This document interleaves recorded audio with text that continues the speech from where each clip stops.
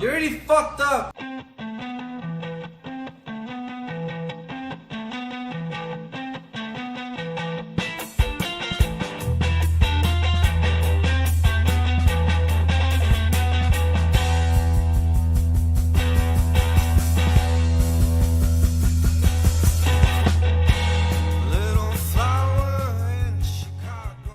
Yo, welcome back, Full Heel Podcast. I am your host, Rafael Chairez. Welcome to another episode of the Full Heel Podcast. Joining me today, my guest, Flying Ryan Dempsey. What's going on, Ryan? Hey, how's it going, everyone? How are things over in Chicago these days, Raf? They extended our lockdown all of May, so maybe June 1st, we're good. We're going to be required to wear face masks. Other than that, same old, same old. Yeah, just a couple new precautions here and there kind of thing. Yeah, for the most part, yeah. Same old shit for me, just working, coming home, watching wrestling. That's it. Podcasting. The only thing I can't do is like toy hunt, which kind of sucks. I do miss disc replay. And like hitting up some of the stores. I do second think or like rethink going to the store to, like, before I would get bored or something, be like, well, I do need a case of water, or like, I'm gonna go get some food, and I'll be like, I'll stop at Target, or I'll stop at Best Buy, or I'll stop at Walgreens to see what I could find. I'm not doing that. Not while this is going on. I'm kind of just trying to avoid all that situation, so I don't get anything just in case. Right, yeah. Just in case. It's funny that we were talking yesterday or 2 days ago about the Ringmaster. So I got bored and just like Google searching the Ringmaster figure, and I came across it on Amazon out of stock. But I was like, you know what? Maybe I'll see if it comes back in stock. How much would it be? Like $130. I'm like, nope. That's going to be a big pass on that. Yeah, you'll be lucky if you do find one. I want to kick myself in the ass for not picking up that figure, because I had it in my hand a bunch of times. It's just like I was starting the beginning of my collection with my WWE figs again, and it was right. It was so small that it didn't matter. Now that I've opened up all of my elites and the collection's just huge, it would be awesome to have there, especially with the $1 million belt. Yeah, and also have then you kind of get like the Stone Cold's introduction to WWE. Mm-hmm. Like right now, I don't have any Stone Cold except for the Fig Arts one, but he's not to scale. It's a pretty good figure. He's got different. Yeah, your to scale one is the Defining Moments one. I have a Defining Moments one, but I don't want to open the Defining Moments boxes. Those are the only ones I've kept sealed. I had a lot of elites, a lot of Hall of Fames, and I'm like, you know what? The display needs it. Fuck it. And last Sunday, actually, was it Sunday? I don't know. It was Monday. I don't know. It was Monday or Sunday. I think it was Monday because we talked about it on the show with Jeff on Sunday night. Okay. I think, or maybe we did it on Sunday afternoon. But I remember you were discussing opening up a bunch. Mm-hmm. So yeah, I just ripped them off the wall and decided to open them up, and that's what I did. So my display got huge. The Roddy Pipers, Dusty Baker, fucking Cubs, the baseball manager, Dusty Rhodes is up there. Ron Simmons when he won the WCW title. So my display got pretty big. I opened up a bunch of Scott Halls. I had 3 of them. Nice. NWO shirt Scott Halls. So I have the Outsider. This one's pretty cool. The Outsiders, all red and black. Oh, that's cool. So red boots. It says Outsiders on his trunks. It says Outsiders on the back of his vest, and it's a red drip. I have the white drip 2002 WrestleMania one, or WrestleMania 18, where he faced Austin, and it says Hall in the front, or NWO, and it says Hall in the back. Right. That one has a toothpick in his mouth. And then I have the Lone Wolf one, the one that I opened up too. The nice. one where he was just by himself. Well, not by himself, but he didn't join the Wolfpack at that point. He was feuding with Nash on that whole alcohol thing. Oh, the alcohol angle. Yeah, they were doing that whole thing. So yeah, I was looking at because I had the Ringmaster in my hand with the Defining Moments, and like the Ringmaster was I think like 15 Canadian. Mm-hmm. And Defining Moment was 30 Canadian, and I just get the one. And now, like I showed you, I had my kitchen. I got my 3 little Austins, the Dallas 316, the Defining Moment, and like the little Mattel I don't know if you can see it. This little guy here, I put the belt on. Mm-hmm. So I got these 3 little Austins sitting now. I'm like, man, fuck, I really need the ringmaster to be sitting right there. Especially after we had been talking about the Ultimate Editions potentially for an Austin should be coming out at some time. It's funny that you mentioned Jesus was mentioning it. Like, yeah, I think yesterday we were talking about it or the day before because I bought Ronda Rousey Ultimate Edition. I don't think I told you that one. I ordered Ronda the same as the Triple H one, or not Triple, the same as the Oh, Bret like the Hart I Bret have Harts, yeah. with the jacket and shit. She comes with the Yep. Piper jacket and different heads, so I ordered that one. Um, it was $18. I couldn't pass it up, opposed to 30.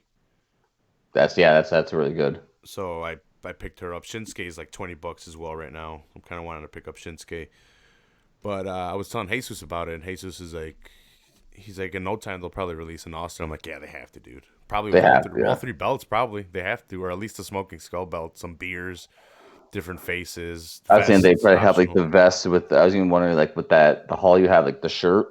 Yeah, So they put those shirts on. I was thinking, what if they'd have like an Austin 316 shirt and then like the vest also to interchange that, yeah. like how Brett has the jacket you can put on with that like the vest or a shirt kind of thing. I know I'm gonna like the Austin, but I know right now I'm saying it right now. It's not gonna be enough accessories. Because I'm gonna want a bunch of accessories.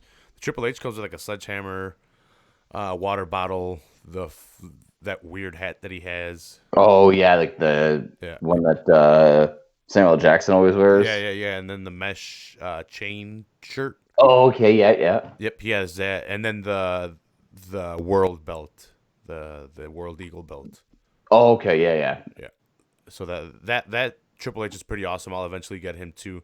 Hey, and speaking of Triple H, 25 years. I think today was Yeah, his first match. yeah. I opened up all my Triple H's too. I have the one where he's in the red cape with the skull crown Oh mask. I yeah. have DX Triple H, and I have Hunter Hearst Helmsley with the red coat with the little penguin tail, and he's got a Oh yeah, cape. yep. Yeah, I got the old Hunter too. I opened those up. I got four Finn Balor's. I opened all those Four up. They're fingers all off. online. Yeah, I just went crazy and opened everything up. I'm like, fuck it, whatever. It's about time. Kind of want to get at those defining moments, but I think those will stay. For now. So for those of you guys joining us, if you guys haven't don't know by now, me and Ryan are gonna pop on Backlash in a second or two. Backlash 2002, Triple H versus Hulk Hogan. Hulk Hogan. This is Hollywood Hulk Hogan. This was the weird one where he was still Hollywood, but he was Hulk also. Yeah. I never understood why they did that gimmick with him. I don't know. So WrestleMania 18 had just ended. Vince McMahon, prior to this, a couple months before this, had injected a cancer into the WWE.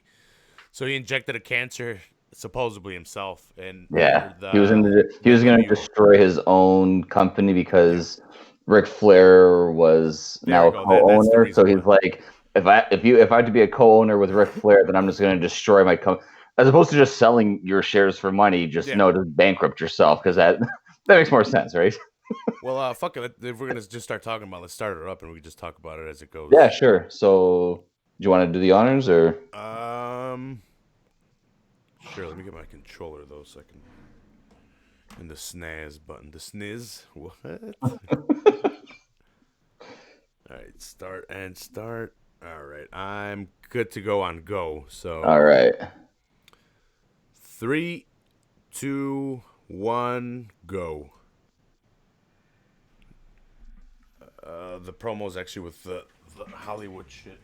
Yeah, it just starts right off with the WrestleMania, Rock and Hogan.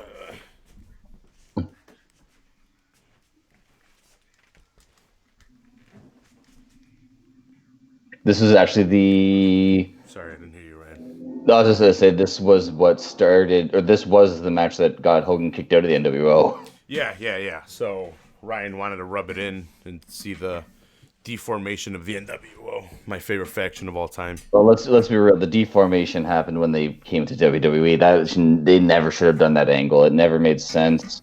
The guys that they put in there, I mean, they were just like friends or like Big Show. I didn't really get that one. Well, yeah, this is gonna Booker T never be made the sense. start of them trying to reform a NWO in the WWE after Hogan got kicked out because he had a badass match with The Rock.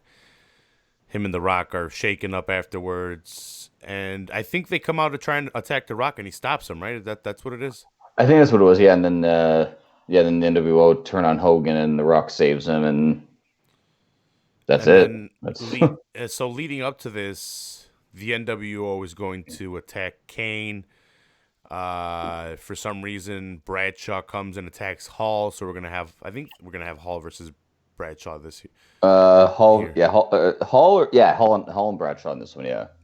And so we're gonna have Austin Taker as well for the number one contendership of whoever wins between Triple H and Hogan. We're gonna get Edge, Kurt Angle. I could actually bring up the card, but I didn't want to look at the results. I'm excited to see Jazz. She fights Trish Stratus for the women's title. Okay, yeah, Trish qualified. I forgot she beat Molly Holly. I think she made her tap out or something. Yeah, and Jazz was she was like this badass girl that kind of came in around this era. She wasn't there that long, and she was like a good heel for these girls to work with because she always had heat on her. She looked rough and tough kind of thing. Um, and I don't know what happened. If I don't know if it was like backstage stuff or what, but she didn't. She wasn't there that long, and I'm kind of excited to go back and see one of her matches against a competitor from this era, like Trish. Mm-hmm. Well, I don't think you're gonna be that.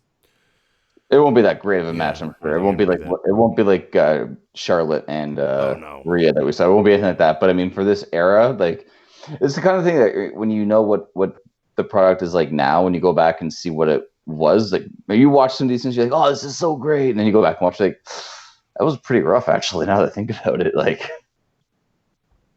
Oh damn. So oh, that's watching right. the Raw or the SmackDown that it was, this is a horrible, horrible look for Tajiri. Yo, it's so bad.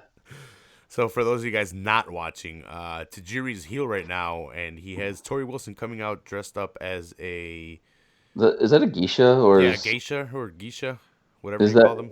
yeah, okay. Just without all the makeup, Yeah, right? yeah. She just doesn't have her face painted white. Hey, look at there's me standing behind the king. The redheaded girl? No. Yeah. Oh, man. No, he was yelling at her at I think I don't know if it was Raw or SmackDown. I watched them right before I checked this out. Whichever one he was on, he was I think it yelling was at Tori SmackDown. to get out of here, to get to the back, and she's like, "Okay, okay, I'm sorry." Yeah, Wasn't that great? It wasn't that good of a look, but whatever. I always liked the jury. He was always fun. I love that the tarantula he put on people in the ropes. Hmm. They recently brought him back for the Cruiserweight Classic, which he's facing Billy Kidman here for the Cruiserweight Championship. Kidman's always been too bland for me, in my opinion. Yeah, he's one of those guys that I feel like WCW did the right thing with him by putting him with Hogan Hmm. at that Spring Stampede that you just did last week or 2 weeks ago, whatever it was Oh, there. New Blood. Yeah, like putting him against Hogan was good because he's a fantastic athlete in the ring, but he just has no personality. He has no persona really. You know, he just goes in there, gets the job done, and leaves. And I think that hurt his career. And I think giving him Hogan would have benefited him a lot in a maybe like 2 years earlier, because by then WCW was so on its way out when he was finally given that push. Yeah, And I think that if he had Hogan cutting promos on him and him having to like come back, and it's like NWO Hogan, yeah, the potential could have been so much higher for Kidman. yeah. So I'll give you my biased opinion as to why he is where he was and why he was never gonna get over. He was the champion. He was the cruiserweight champion, and he was popular for being cruiserweight guy in WCW. But if you go back and you look at it, he's super bland compared to the luchadors with masks, the colorful Yeah, masks, the yeah. better styles, the more high flying styles. He had an all right shooting star press that crooked off to the sides a bunch. Hmm. Sometimes it looked like he was botching it and he'd hit the guys weirdly. I think His he first actually character hurt was a someone heroin in guy, and then it turned into a guy with a wife beater and jeans. Yeah, he got clean. Yeah, he got That clean, was and it. that was his gimmick. I think what got him over was him being with Tori Wilson. 100%. Yeah, and his most popular thing, like I mentioned, was being not necessarily a heel, but the guy that faced the cruiserweights for me. Like being, especially if you're trying to get the cruiserweights over, you were going for a Mexican audience. You were going for a Right. luchador style crowd. Kidman doesn't fit that bill as to I'm a Kidman guy. I wasn't a Kidman guy. I was a luchador guy. So then when they tried to bill him against Hogan, I was like, I'm not having this shit, especially with a dying brand of WCW. Well, and that's it, right? If you want to give him like the U.S. title, the TV title, the Intercontinental European, and whatever company he's in, whatever time it is, he definitely had all the abilities in the ring to do it, but he needed something. He like you said, when he was in the ring, there's no flash to him. He goes in there like he is like a second tier, say luchador if you want to use that term, like for cruiserweights where they have like he can jump off the top rope to the outside. He can do those like we saw earlier. He was in the electric chair and turned it into almost like a Hurricane Rana before Tajiri reversed. Like he had these moves available, but he just didn't have that flash that most of the people that he was going up against had. Mm-hmm. And then, like you said, like yeah, they gave him finally a big push and a chance to actually work with a big guy. And it's WCW in 2000, which was, the beep, beep, Mm-hmm. beep, just wait for that flat line. That's all. Like that's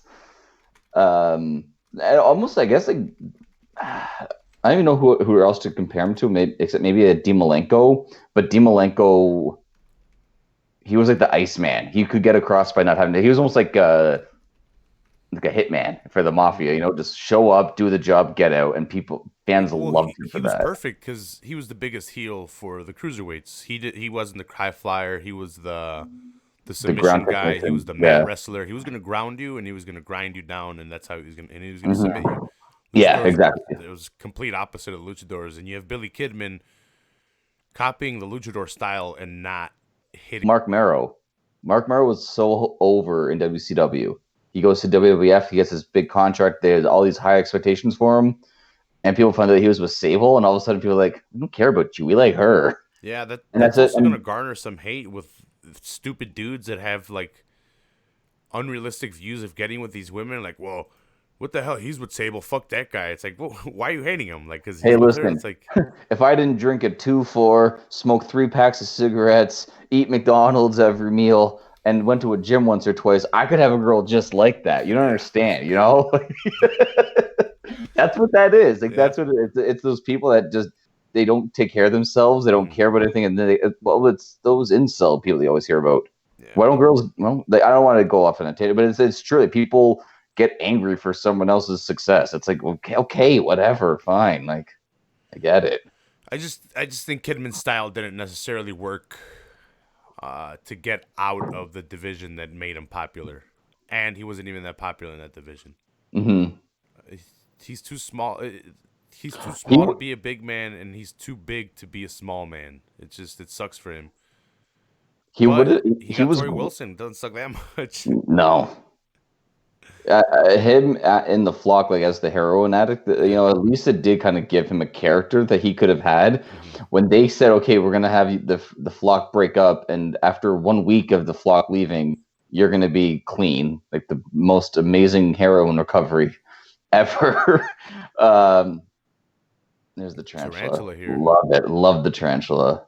3, 4. Come on, Tajiri. Let him go. It was when you get to 5, and then you tap him on the back, and you fine, I'll let him go. Yeah. Like, but like no, at least with like when he was the heroin addict, he had something to work with. When he was clean, you're just like, all right, Who, what's Tajiri? my Because he's gimmick? Asian? They have the hopium over there? You're horrible. What's that? You're horrible, Ryan. Just because Tajiri's Asian, he's the heroin dealer? Yeah. The opium? The opium trade? No, but like you know what I mean. Like with Yeah. Kidman, they're like, okay, we're gonna make you clean, and he's like, okay, so what's my gimmick? I told you, you're gonna be clean. Yeah, you're clean That's it. now. That's it. Yeah, Like, but I but wasn't what do even I a do? wrestler before this. I was just kind of part of the flock. Yeah, but now Yeah, you're clean and now you're a wrestler. yeah. Like that's the thing. Your angle is you're no longer using heroin. Oh, okay. All right, I'll go with it. Can I at least have a shirt? Yeah. Here's a wife beater. Yeah, it wasn't enough. Like he No, was the it guy was. out of the Ravens flock that Damn, kind that of was looked a like nice move by Raven, but was a Tajiri. cruiserweight.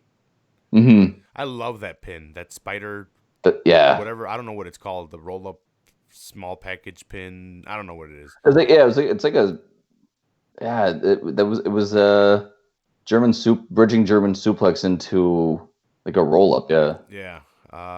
When I first played video games, I used to love when Ray used to do that. Like I was like, Yeah, oh my yeah. god, look at that. He's up top, and then he spins into a Hurricanrana, and then he fucking links him up with a pin. But I hadn't seen that type of style of wrestling before. I guess the catch wrestler style. It was more slam, slam, go for the pin. Right. This one slam into a pin. We got to see the mist. That's the one thing I'm excited for. You got to see Kevin has to get misted, right? Yes, yes. He recently got released, right? Kidman. He was part of the What releases, I think. was he? Yeah. Because I've heard, I think it was actually in the FCW documentary. People talked about how good he was in the training role. Okay. I don't know what he necessarily was doing backstage, but he was doing something backstage. Maybe he was Yeah, I know learning. for sure he was working like in developmental a lot and training guys. Love that kick. Did you see the SmackDown this Friday? I did not know. The Triple H. Oh, the tribute show. Yeah, it was The pretty good. I like the tribute show itself. well, so what was it like? Just his matches, or is it people talking about him, or No, they had Triple H come out at the end to address the crowd, and like he had his water bottle with him, and right? he was about to go put it to his mouth, and a guy came and like snatched it from him, like one of the production guys, and he's like, "What the hell?" And then because he can't be spitting up in the air, like throwing up the particles and shit like that. Oh, yeah, Yeah, yeah. yeah, they're trying to play that up, and then like he gets in the ring, and then HBK's music hits, and he's like, "Hey, you didn't think I was gonna let you do this by yourself, right?" And he's like, "I got 2 words for you: social distancing." And like they were all playing that thing. That's funny. That's good. That's good. Yeah, and then they had call-ins, so Ric Flair called in. Well, Okay. first they had Sean was like, "Man," he's like, "Remember back in the day when we used to hang out and we were the best buds?" And he's like, and then the girl got involved, and then he's like, and then mama, and then Stephanie calls like right there live or whatever, and he's like, I can watch you guys. She's like, I'm watching you guys live, and Sean's talking about me. She's like, what the hell? And he's like, oh no, he's not. And then he's like, I can hear him like right now. I'm watching you guys live. I can see his face, and like he's like, no. He's like, oh, and then he hangs up. Oh look, this guy he got misted. Oh, He there's missed the finish. it.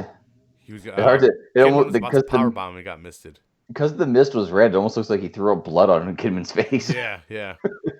No, but we had Ric Flair call in, Steph call in. I forgot who else called in. I Road heard that Dogg he was call in. on the bump also, which I haven't. I don't watch a lot of the bump, but I guess he had the Rock called in with a surprise message to him and congratulated him. And at the end of this segment, Triple H said something like, "It's like I don't get it. I'm 3 years older than him. I look like a wrinkled up prune, and he's jacked. He's looking good." He's doing the right steroids. Yeah, that's it. But God damn it! Look at him snatch just grabs her hand and takes off. snatch Tori away. I thought she was the hottest at this time. Oh, her and Stacy Yeah. Kubler. Mm. The only reason I thought Tori because I prefer Tori was because she was more voluptuous. Yeah, I was gonna say yeah. She had a She was thicker. yeah. That's I wanted to say it, but I wanted to be respectful. I couldn't put the word together. Yo, on the Raw leading up to this, Damn. Bradshaw actually gets a little bit of because he tags with Austin because they're in Texas. Take on Undertaker and Scott Hall and X Pac, and Bradshaw actually cuts a pretty solid promo for back then because he was never really known for his mic work until he became JBL. Mm-hmm. But when they gave him the chance here, you could kind of see like the early beginnings of what he could do on the mic. Oh, Farouk's getting jumped. yeah. Or were they teasing? No, it's just the match is starting. Yeah, but it did go dark with him on screen. So we have Hall and we have X Pac with Kane's mask. And this is also the NWO in its entirety right now because Kevin Nash is hurt and they've kicked Hogan out. Yeah, so they're about to start recruiting. So, and that's the other thing too that really hurt the NWO was when they came in. Like the idea of having like I don't know if they were gonna always turn Hogan face or if like him coming back, the Yeah. fans just liked it. I have Uh, that hall. Sorry to cut you off. You see the NWO on yeah, his? yeah. Yeah, I have them over there too. The Yeah, this NWO it was because Kevin Nash he tore with his quad twice or his biceps twice or something like that in quick Definitely squad. succession. But like, he comes in, he gets hurt, and then all of a sudden, so they're like, okay, well, we kicked Hogan out, and now Hall's the only member left. We got to do something. Yeah, I was the So they original here. so they throw in X Pac, and then yeah, and this is where it all just really fell apart because they had to put people in there that some were cool and some just didn't make any sense. HBK joins because he's part of the clique. Booker T Yeah, joins because they needed a black guy in there. Uh, because and the then they had the Giant joins Giant. because it was his time to turn heel again. Like he was because this one was supposed to be WCW guys taking over WWF now, right? Like they were just doing the opposite storyline kind of thing. Did they But give then that up already? Or was that 2001? I don't know. 'Cause I remember like back when like the original NWO was all about WWF taking over, Mm-hmm. and I thought that WCW taking over through the NWO was supposed to be this angle up until Shawn Michaels joined, because then it just made no sense. Yeah, Everyone else, I think they were teasing that like WCW guys would jump ship, yeah. but then like you mentioned, HBK joined, and it's like, oh well, And then Booker T joins, and he's yeah. like, he was. I mean, Booker T though. I mean, it's kind of like I guess Hogan joining because Hogan was a face in WWF, so Booker T can be a face and then a heel. Mm-hmm. But Damn. he, Yeah, Farouk's arms, dude, just he fucking can't be amazing. here. I love Scott Hall's so good. Get him out of here. This has to be one of Scott Hall's last matches in WWF too. Yeah. You forget about these because you remember Austin and him at WrestleMania, but you don't remember like him going on to have a feud with Bradshaw. Yeah, Are they just gonna turn it into a tag team match, or are you just gonna be ringside? I think he's just ringside. Looks like. Mm-hmm. Yeah, because it was a really weird storyline with the NWO because of the fact that they just I don't like I said, everyone was hurt. It was all congested. It seemed rushed a lot of times too. Like, oh crap, we gotta get someone else in there. Throw Booker T in, and then have Shawn Michaels kick him in the face, and he's out. It's like, oh, okay. Like, Hall's toothpick spot. Is he gonna get any offense in, or is he just gonna sell the whole match? I love Hall, but like, man, he he, became like he was such a good worker. He just became the guy that worked for everybody. yeah, he had no problem putting people over Mm-hmm. and selling for guys, and it really was the downfall. Because I, if he had stood up and like didn't want to sell or didn't want to put someone over, he could have had easily a run with the title at some mm-hmm. point. If you go back and you watch early Razor, or not even early, just Razor Ramon matches, when Hmm. it's like he's in it to be champion and not necessarily just in it for the money. It's like he actually cares about his character somewhat.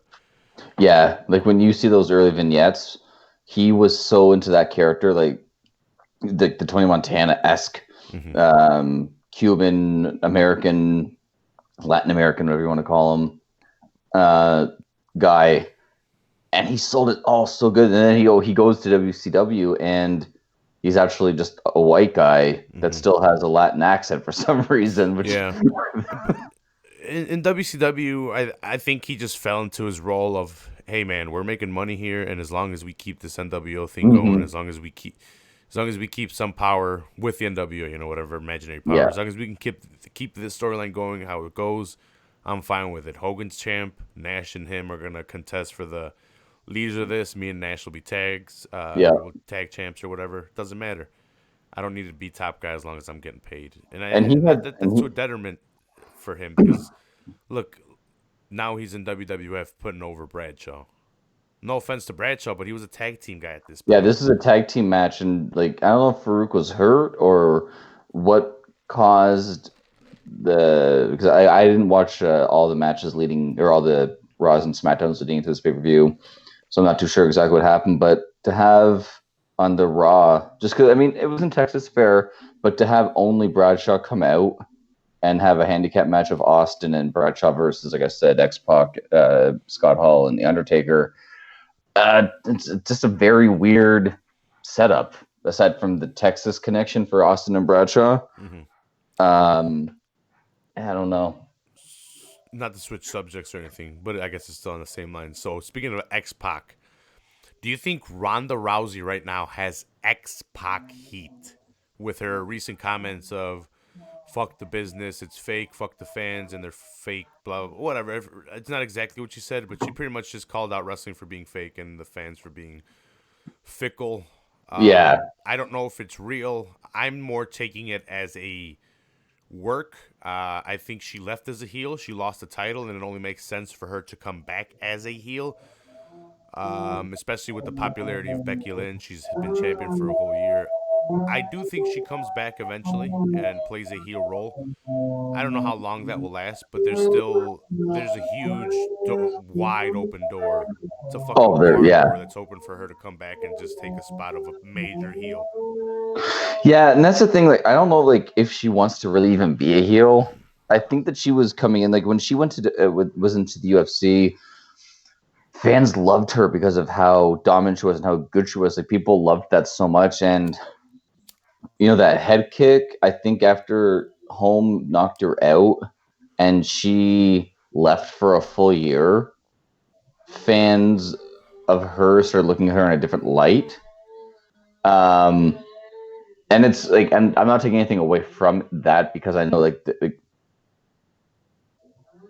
the way that she had been tucked so high up, the fall was so much harder than someone else, right? Mm-hmm. So it hit her in a weirder way, and I think she just kind of abandoned the fans in a way.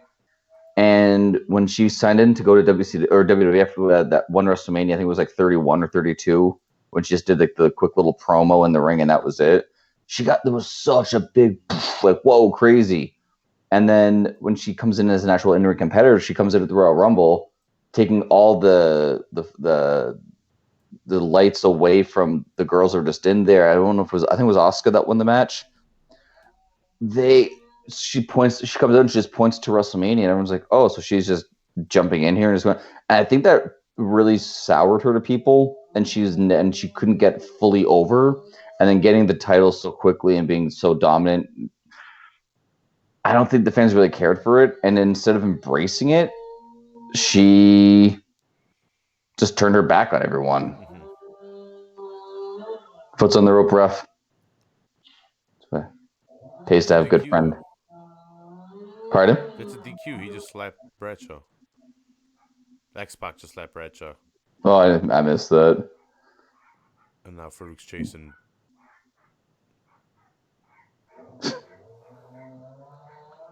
Oh yeah. Boom. Spine into the corner for APA X-Pac's win. are oh, Hall with the nutshot roll up and the tight grab. and the tights, all three in one.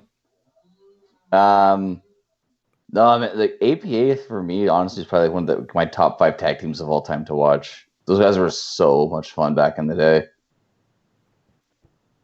Did they start off as the Acolyte Protection Agency? Or no, did they start off as the APA, the Acolytes?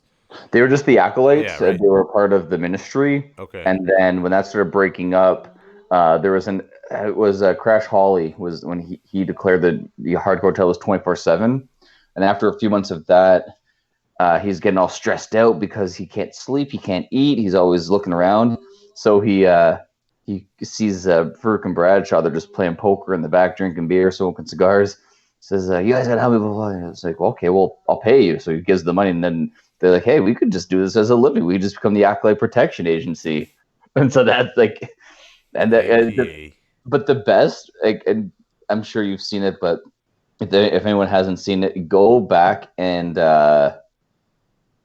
find any APA segments where they're getting hired, because they'll be in this big open backstage room and they're sitting at a table playing cards, and a superstar will come in and start talking to them. And they're like, "Hey, whoa, whoa, whoa, you got to use the door." Yeah. And they're like, "What?" And then they just point like this, and they just have a door standing in the middle of the room for no reason. There's no walls. It's just a door. So the guy would have to walk, knock on the door, and then come in. It was so good, man. They actually had those two figures with the doors. I wish I would have bought them. Oh, that's so good. The two owners of the company here. I like Arn getting some camera time too, Yeah. eh? This was the if anyone's watched the or haven't watched the Ruthless Aggression documentary series that they put out, this is the part of the Ric Flair where he was like not literally, but he was dying. Like his character was going nowhere. He didn't know what to do. And it was because of this that led to Triple H hooking up with him and starting out what would eventually become Evolution. Another year and a half or so. The remastered Four Horsemen. Yeah. Also, this pay-per-view is the first WWF pay-per-view to be held in the Kemper Arena since Owen Hart died. Kansas City, Missouri. Yep. So this is the building that Owen Hart died in, and after that, they didn't go back to that building for 3 years, give Just or because of take. that reason or any other reason? I think they're really trying to keep it off TV just because. I'm sure they did like a house show, maybe could have went there, but I don't think they really wanted to have a lot of eyes on it, just knowing what was tied there, and they were trying to give it a little bit of time. Mm-hmm. Why are they talking? I should have fucking left the volume on. Probably had something to do with because Ric Flair's Vince is the owner of they're co-owners, but Vince owns SmackDown and Flair owns Raw or something. Yeah. So I think this is probably just some one of the business angles. Flair's been pissed too because Austin's been stunning him, and he confronted Austin. Austin's like, "Hey, look, if you're gonna get in the ring when you're not scheduled to be in the ring, you're getting stunned." Yeah. And Taker says if he gets involved in the match and hurts me, I'll knock him out. And then this is on the one of the Raws. And he goes, I not only will I be in the ring, I am going to be the special guest referee. And you can actually hear in some of the promos like they were right when they were saying like he was dying because he was not the Ric Flair that I remember from being a child. The puppies. Oh, Trish. I wish Trish would have worn more revealing clothes, but she was more about her wrestling. I get it. I'll give her that. Yeah, she was a professional. Yeah, she didn't need to use her body. She didn't need TNA. She had it, but she was trying to get her wrestling over. A lot of these other girls were all about the TNA. Which is awesome because the original, I don't know if you remember. She was trying to eat her out. You saw that? Yeah. She was going for it. Yeah. Do you remember Test and Albert, the short-lived tag team? Yeah, TNA. Yeah, that was so great. Yeah. Is it a triple threat or is it a one-on-one with Jazz? I think it's one-on-one. Oh, no, it must be a triple threat. No, but Molly just lost the night before. Yeah. Or on Raw, I forgot what it was. Trish just confused as to what's going on, so maybe she's just going to go sit ringside. Commentary. The K. Nice pair on her. Yeah. The kayfabe cousin of Crash and Hardcore Holly. Yeah. Oh, the Fink. R.I.P. Yeah, R.I.P. What was her superhero name? Super Molly? Mighty Molly. Mighty Molly. You gonna get that fig when it drops? Yeah, they just dropped the Hurricane. Not like Did a they season really? or two ago. A new Hurricane. People were actually buying him up. He's kind of a little hard to find. He was a fun character back in the day because he would go out there, get his ass kicked by a bunch of people, and then somehow they'd give him a victory over Triple H. And you're just like, what the why him? Like, didn't he beat The Rock too? Yep, beat The Rock, beat Triple H, and then the best was one of the Royal Rumbles. I think it was The Rock and Austin are facing off each other, or maybe I think it was The Rock and Austin.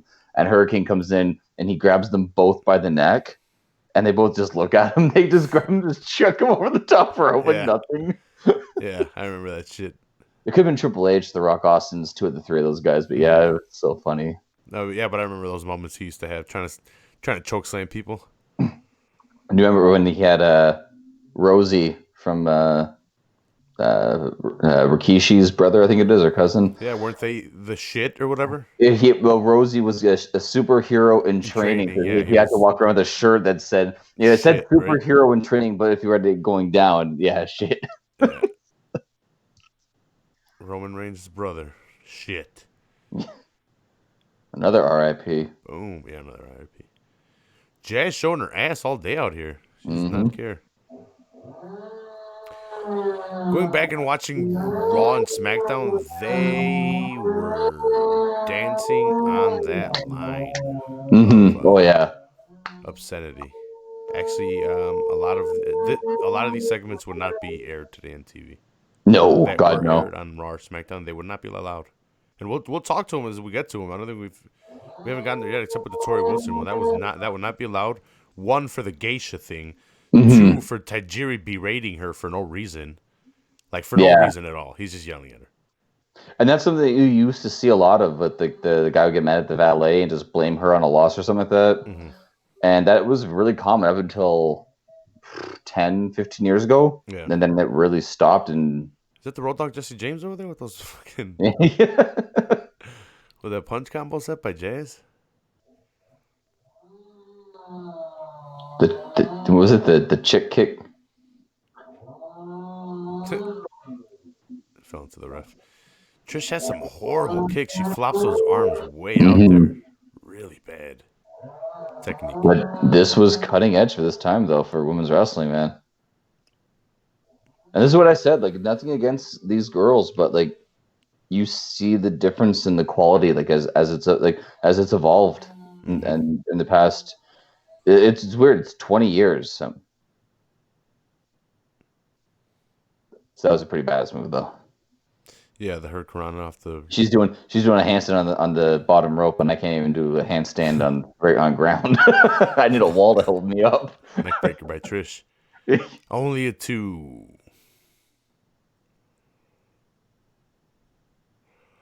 I wonder what I saw the match at WrestleMania. It was Jazz, Is that the one with Trish, Victoria? and I think Victoria as well. You might be Yeah. right. She was fun too when she was there. She was another, like, not big, but she was like a taller, That's got to be bigger over, right? girl. That's good. No, Yeah. No, what? wow. Sit down powerbomb by Jazz or sit down powerbomb by Jazz and Trish kicks out.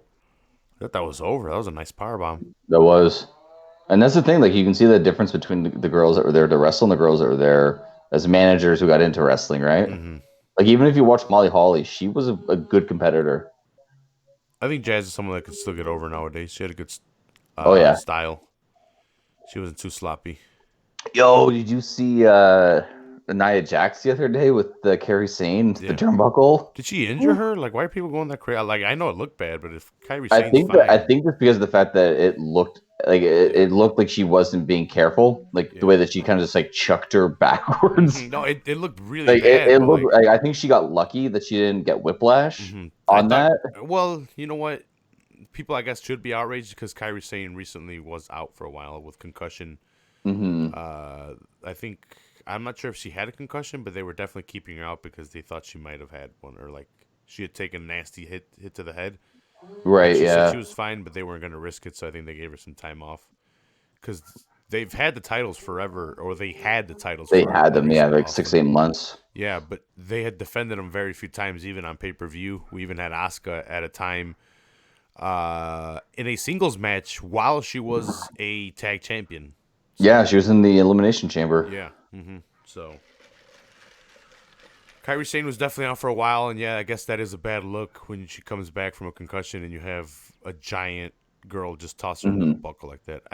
Look, I think she just didn't use enough force, and she was trying to make her hit her back on the top one. I think that was obvious. I But think, yeah, I think it was supposed to be kind of like that Seth Rollins yeah, move that he used to do that actually ended up crippling Sting.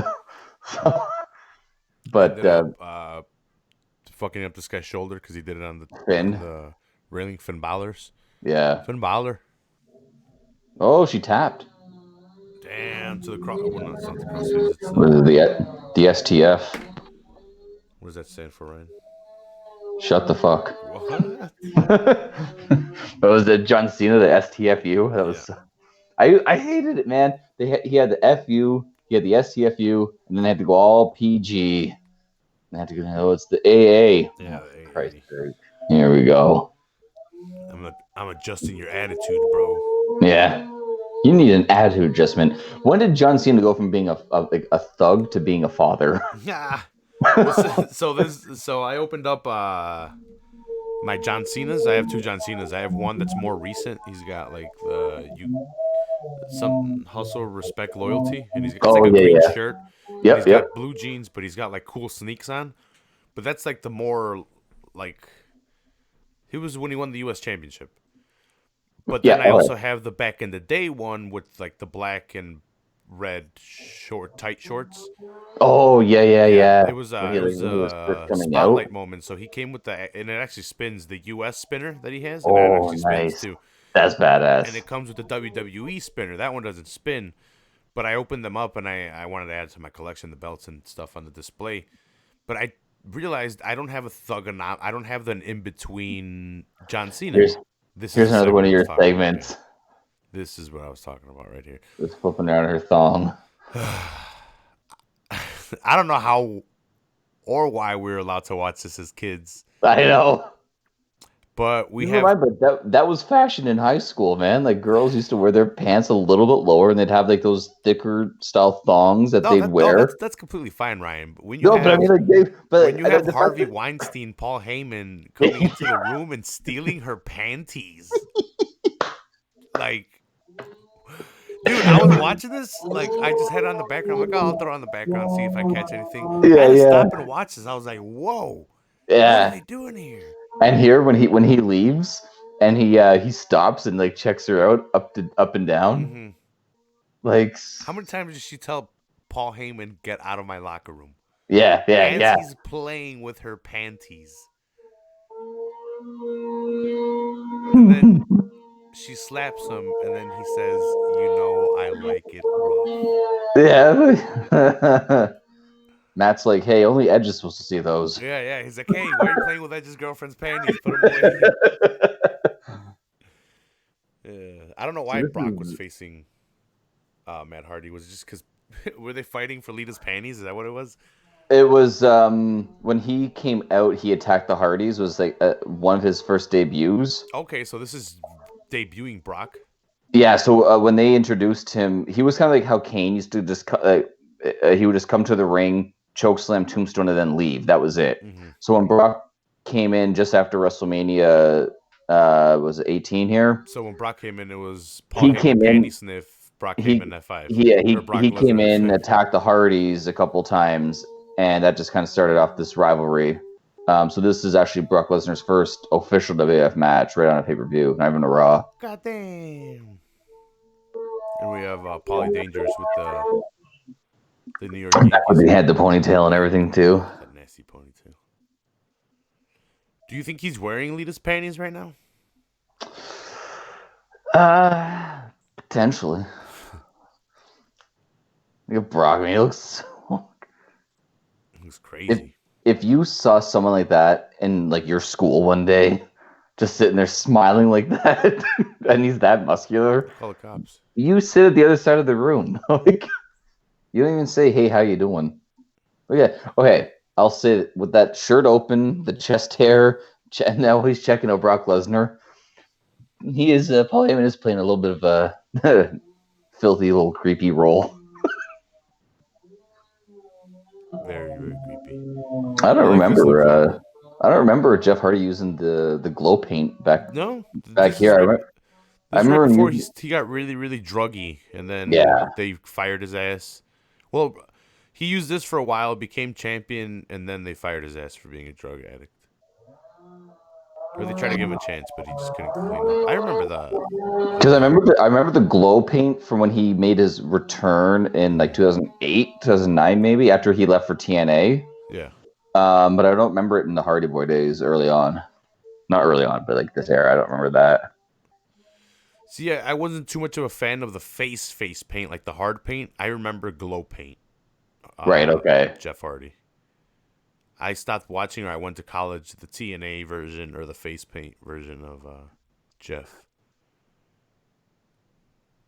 God damn, Lita, put it away. We get it. You want the dick.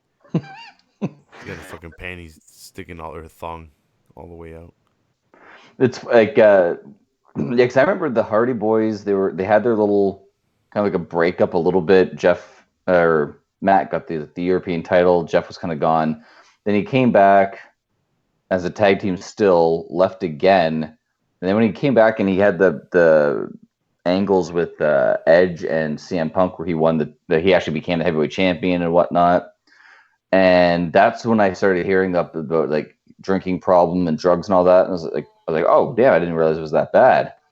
And someone told me to check out Sting versus Jeff Hardy Oh my from god. TNA. Was it Glory Road or something like that? I wasn't a big TNA guy at the time.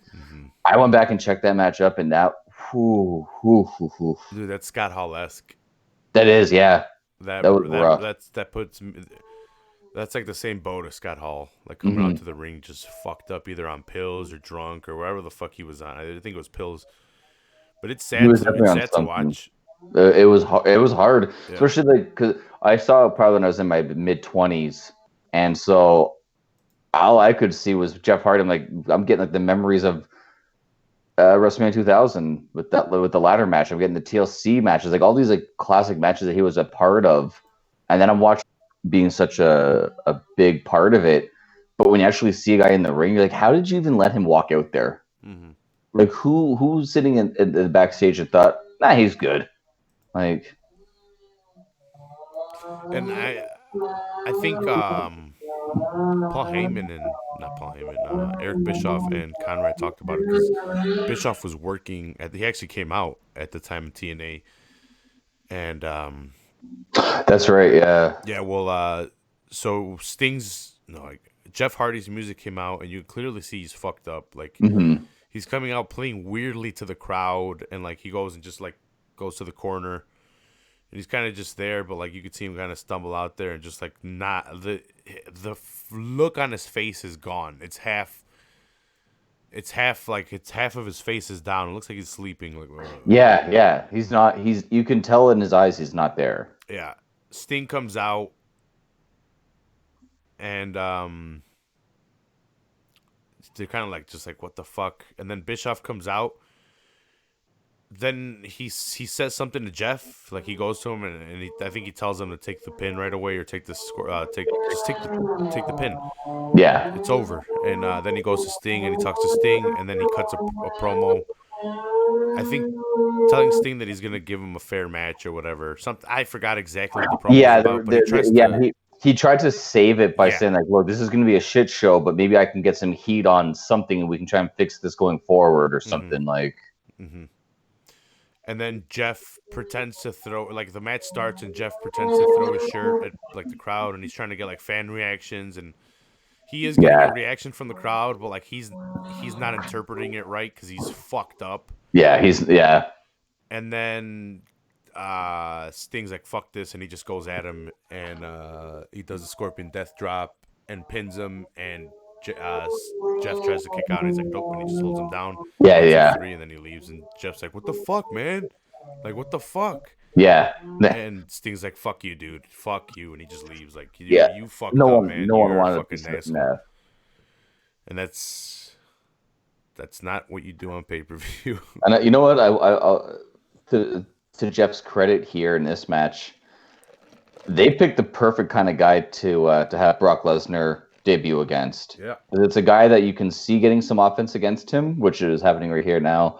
But also, he could sell so good. Like Brock's two, I think when he like I was talking earlier about coming out and attacking people. One of like the first few guys he did with the Hardy Boys and Spike Dudley, and Jeff and Spike Dudley are two of the best guys you could sell for bumps. I have that Brock, the Here Comes the Pain Brock, but I have Do it you? with the Undisputed Belt. Fucking launched Jeff Hardy there. Yeah. So before they turned it into the spinner. Yeah, So the belt they have here, which I like. I I like like this belt. the undisputed title was a great Yes. one. I love that Yes. title. Yeah, and maybe it's because I connected to being with Eddie. With Okay, Viva la yeah, Raza. yeah, that Eddie was Guerrero and shit. yeah. I Yeah, opened up that Eddie Guerrero too, the one with the flowers and the gold and black pants, and he missed the chair there with the F5, but we're supposed to believe it happened. But I can recreate that match now with Rey Mysterio with the purple suit and Eddie with the yeah. heel The Eddie with Halloween the Havoc black and 98, gold. 98, 97, one of the Yeah, two. 98 I think it was. 97. Yeah, it's one of the two. I'm not 100%. Yeah, it was Halloween Havoc though. Probably my favorite pay-per-view theme. Yeah. Fuck. Boom. Just powerbomb after powerbomb. You know, I think that Brock Lesnar needs a giant cock on his chest, though. I don't know. He just looks too plain, you know. Oh yeah, you think he needs a giant penis? Just something right on his chest, you know. I'm Just I'm thinking if mine has it by the time already. I don't think he should have it. The one I have. I think he gets until the UFC, right? That's when he debuts the giant yeah, cock. I think it was the UFC was when he got it or thereabouts Hmm. because he didn't have it after WrestleMania 20 with Goldberg when he left. Yeah, because he's the one I have right now. He's got the shirt that says "Here comes the pain." Yeah, It's definitely It's definitely before Brock, like before he went to. referee stopping the match. Oh, I thought he was calling for the Undertaker, Teddy Long. He doesn't even want to raise his hand. he's turning it into a tag team match, Teddy Long. Yeah, That's what he's doing. Lita and Paul Heyman are joining in now. Yeah, that undisputed title, it was so good, and like, because Jericho got the two belts, and after he lost to Triple H, that's when they introduced with Triple H the undisputed. So it was only with, and spoiler, 18 years ago, Triple H, Hogan, Undertaker, and Brock Lesnar, Eddie Guerrero, and then Bradshaw. yeah, Eddie and Bradshaw, and that's it. Like that title was only held by 5 different guys, because Yeah, then because after John Bradshaw Cena becomes a wins it. spinner, right? Yeah, John Cena turned into the spinner, and then that was for up until, and I think more people held the spinner title than held the undisputed title. Which I don't. Which I'm is not a big fan of the spinner. the spinner, like I think I've said it before, the spinner US and the spinner WWE championship, I like them for John Cena, Hmm. Well, yeah, it but made sense with him. like but when the Miz beat John Cena, and all he did was like he just turned the WW upside down for the M. Okay, I can kind of get that with Heat. But then Edge gets the rated R title, and they made that a spinner also. I'm like, that makes no sense. Why does Edge have a spinner title? Like, is Edge going to be a thug all of a sudden now? Like, what's going on with this? Like, That rated R belt though is very, very belt to find or hard to find in the toy figure lines. Just because they've only released one Edge figure with that belt, and they kind of they made a little bit more available because they released a pack of no, belts. speak of Edge. Yeah, speaking of Edge, he's taking on Kurt Angle right here. So Edge the night before, I don't know why he wasn't there or whatever, but he attacks Kurt Angle, or he was actually thrown out of the building, I guess, for attacking Kurt Angle earlier on.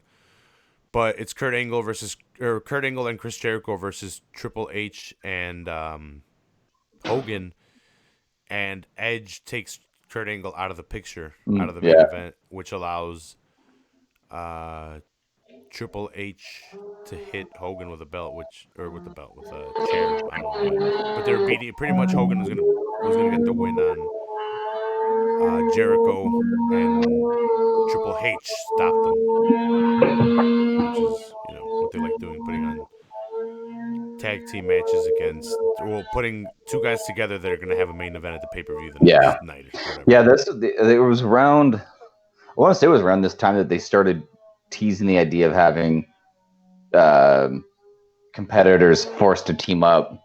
There was when was it? I think it was maybe around WrestleMania 22 or 23 when they started giving the tag team champions, tag team championship, sorry, to WrestleMania main eventers. Like John Cena and Shawn Michaels would win it. Then the next year, John Cena and Batista would win it. And it was like it ended up becoming one of those like weird things. It's like you knew that they were going to put the titles on those two guys. I'm missing this here about the angle. I have no angles looking at all these pictures and You have the famous the famous picture spot or yeah, yeah, so vignette good. with uh, Edge and Kurt Angle, where Yeah, Edge is showing him pictures that Kurt Angle likes, but on the back it's written, "Yes, I do suck. It's true. It's true." I'm a dork. I have no Yeah, testicles. and then Kurt Angle at the end finds out what it says, and it's pretty much part of their rivalry going into this. No I belts going on, have I have a shirt just like that, except it's not leather. like Edge's. Yeah, like the red and black bowling Yeah, style shirt. yeah. Except mine's not leather. I'm not that cool. Hmm. I no, but I don't know. I don't know why they had. Like you were saying like Hogan and Hogan Triple H and like all that stuff. It made no like. I don't get it. Mm-mm. Vince was trying something new and it just didn't work.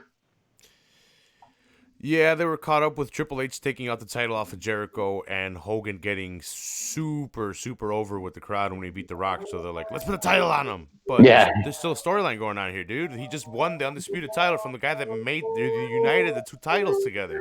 like if you had it be like like a four-way elimination match, and Hogan beats Jericho, and throw two other people in there, that would make sense. Because you can say, okay, well, it was supposed to be this, but maybe Triple H came down and screwed over Jericho.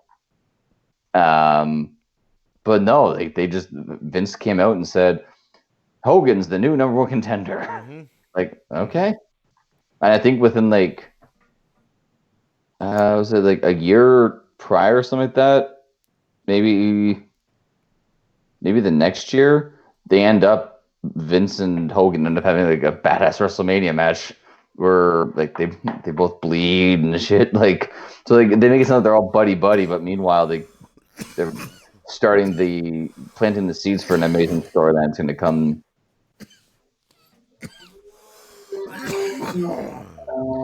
COVID. Yes. I'm dying. No, I'm hoping everyone can fucking recover from the stupid ass COVID thing. Yeah, it's Got another month under quarantine. we, in Ontario. They said they're hoping to have schools opened so the kids can still go back to school for May, June, and then today they announced that schools are closed until May 31st. Damn. So just say they don't want to say it, but the school year is over. Yeah. But they don't want to say that. They're online schooling them here, whatever they're giving. Yeah, we're doing. Yeah, they have all the online stuff here, which it's awesome. But don't pretend that you're going back to school this year. You're not. Yeah. It would make no sense at all. Mm-hmm. Well, Georgia opened up here, so. No, well. Georgia. This match just started right now for those people not watching. Edge versus Kurt Angle. You suck. I wouldn't say I'm not an Edge fan. It's just I wasn't around for his super mega run as champion. I kind of dipped out at the Rated R Superstar era. Mm-hmm. But right, like he skyrocketed after that with feuds against The Undertaker. Yeah. Mankind. I think he had some CM Punk matches in there. Around 2006, when he wins the Money in the Bank in 2005, and 2006 when he cashes in with Cena, and they get like that little angle, and then for that, like you said, that leads into that WrestleMania match with Mick Foley, the hardcore match, and then he gets then he starts going with. You see him get a lot of big matches against, like you were saying, like Batista, John Cena, Undertaker, the Radar Superstars, Born, and all that kinds of. He has fantastic storylines with Randy Orton, as we talked about a couple of weeks back with WrestleMania. Like that's been an ongoing feud for 18 years, pretty much. Well, minus the 9 years, I guess you could say. Mm-hmm. But yeah, he just blew right up, and even here, like it's crazy to think that he went from being a tag team specialist, and here he ends up feuding with Kurt Angle like that. Yeah, these would be his Intercontinental title days, right? European. Well, I don't know about so much the European title. He was Intercontinental champion a few times. Well, yeah, maybe just once back in the late '90s, back when he was still with Edge and Christian. Yeah. But it was the King of the Ring that when he wins that, he starts getting a few Intercontinental title reigns and starts really going. Such a beautiful German by fucking. So good. Angle. I need an Angle. I've been looking at the Angle figures just to add up to the display to the. An Ultimate Edition Angle would be good. Mm-hmm, yeah. You get the bald Angle, the with hair Angle. Medals. Mm-hmm. And then I would definitely put one of the. What is it? Is it? I would like if they put the European and Intercontinental Championship on them. That would be pretty cool. That'd be cool. The Eurocontinental. I always love when he said, "I am your Eurocontinental champion."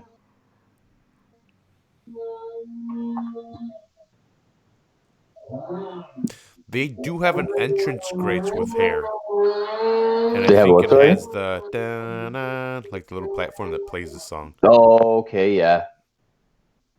They've released some of those entrance grates. I haven't gotten any of them though. They're like $30 and it comes with like a stand. I just That's haven't all been right. sold on them too much. I think they have Goldberg, Finn, Kurt, Bobby Roode.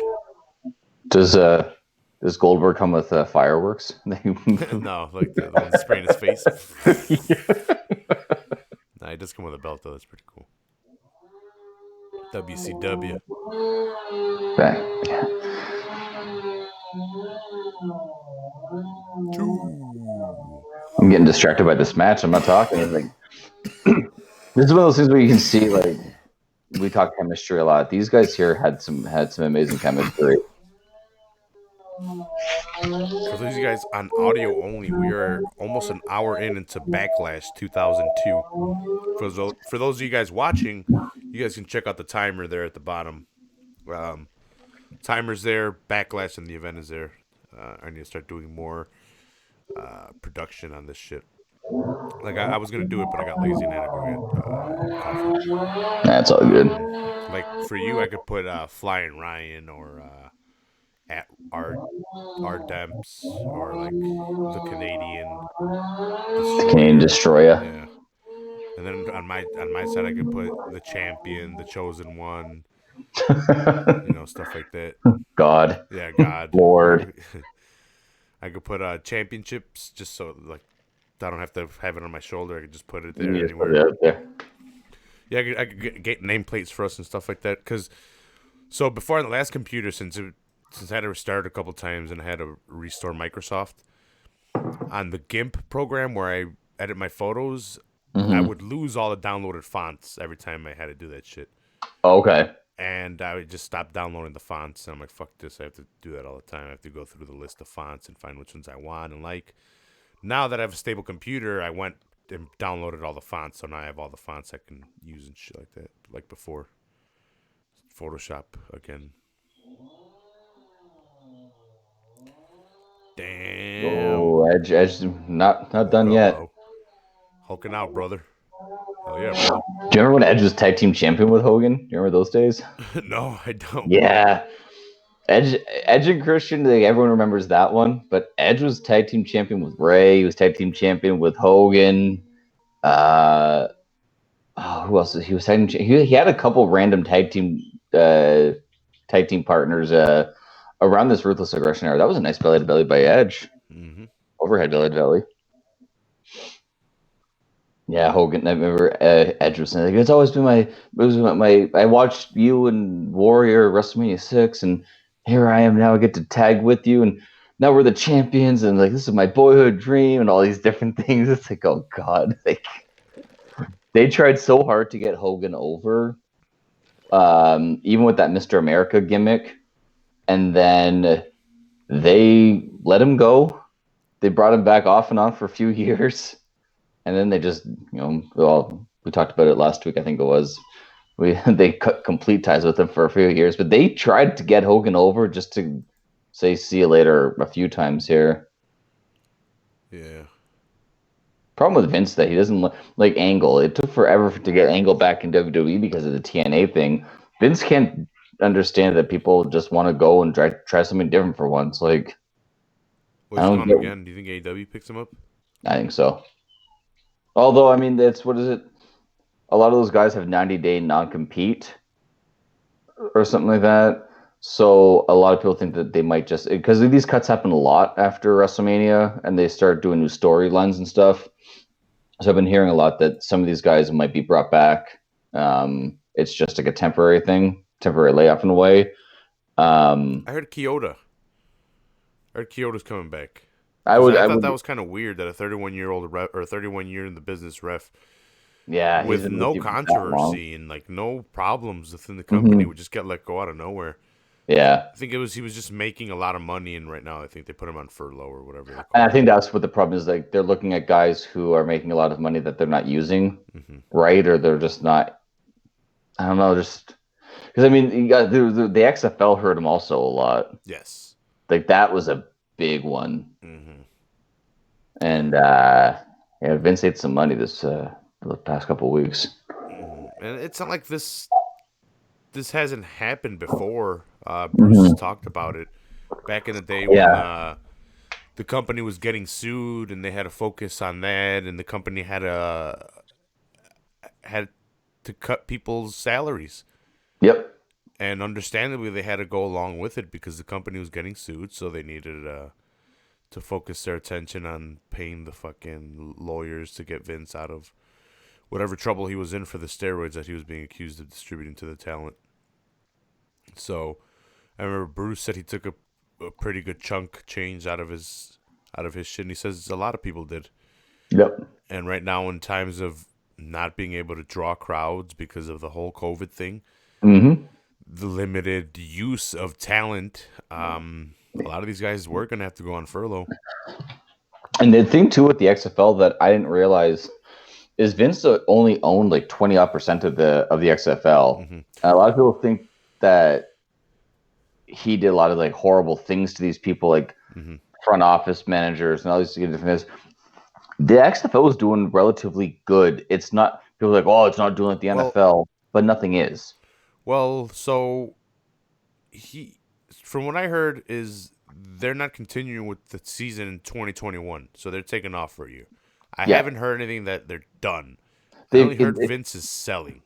Vince is selling. They've gone. He's applied for bankruptcy, but and everyone thinks that it's just they go. He's been stupid to doing this, but they're not understanding Angle again with that nice over the top rope. Yeah. They don't understand. Like he doesn't own it 100%, and it's not him trying to screw people over. It's they can't be on the field, so they're losing all this money. Like it's.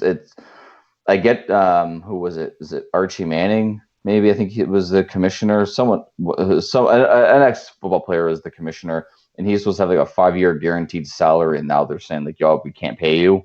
That one's tough. Like that one will be in court, and that'll be decided and figured out. But for the rest of it all, a lot of those guys are got at least eyes on them for the CFL, for the NFL, stuff like that. And yeah, the XFL might be filed for bankruptcy.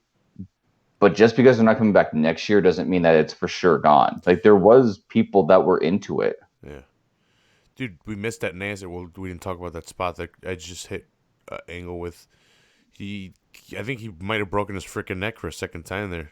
That one. He landed that cross body like across the fucking head. Yeah. It did not look like it was enjoyable. You don't see a lot of top rope drop kicks anymore. No. You kind of forget how big Edge is, too. Yeah. He filled out over the years, but he was a big guy. Going for the downward. Oh, no. There was, I forget we used to call that one. Impaler DDT. Angle slam? Angle slam time. Damn. That's it. That's 1, 2, 3. What? Oh. Edge kicks out of the angle slam. Kurt always had the best.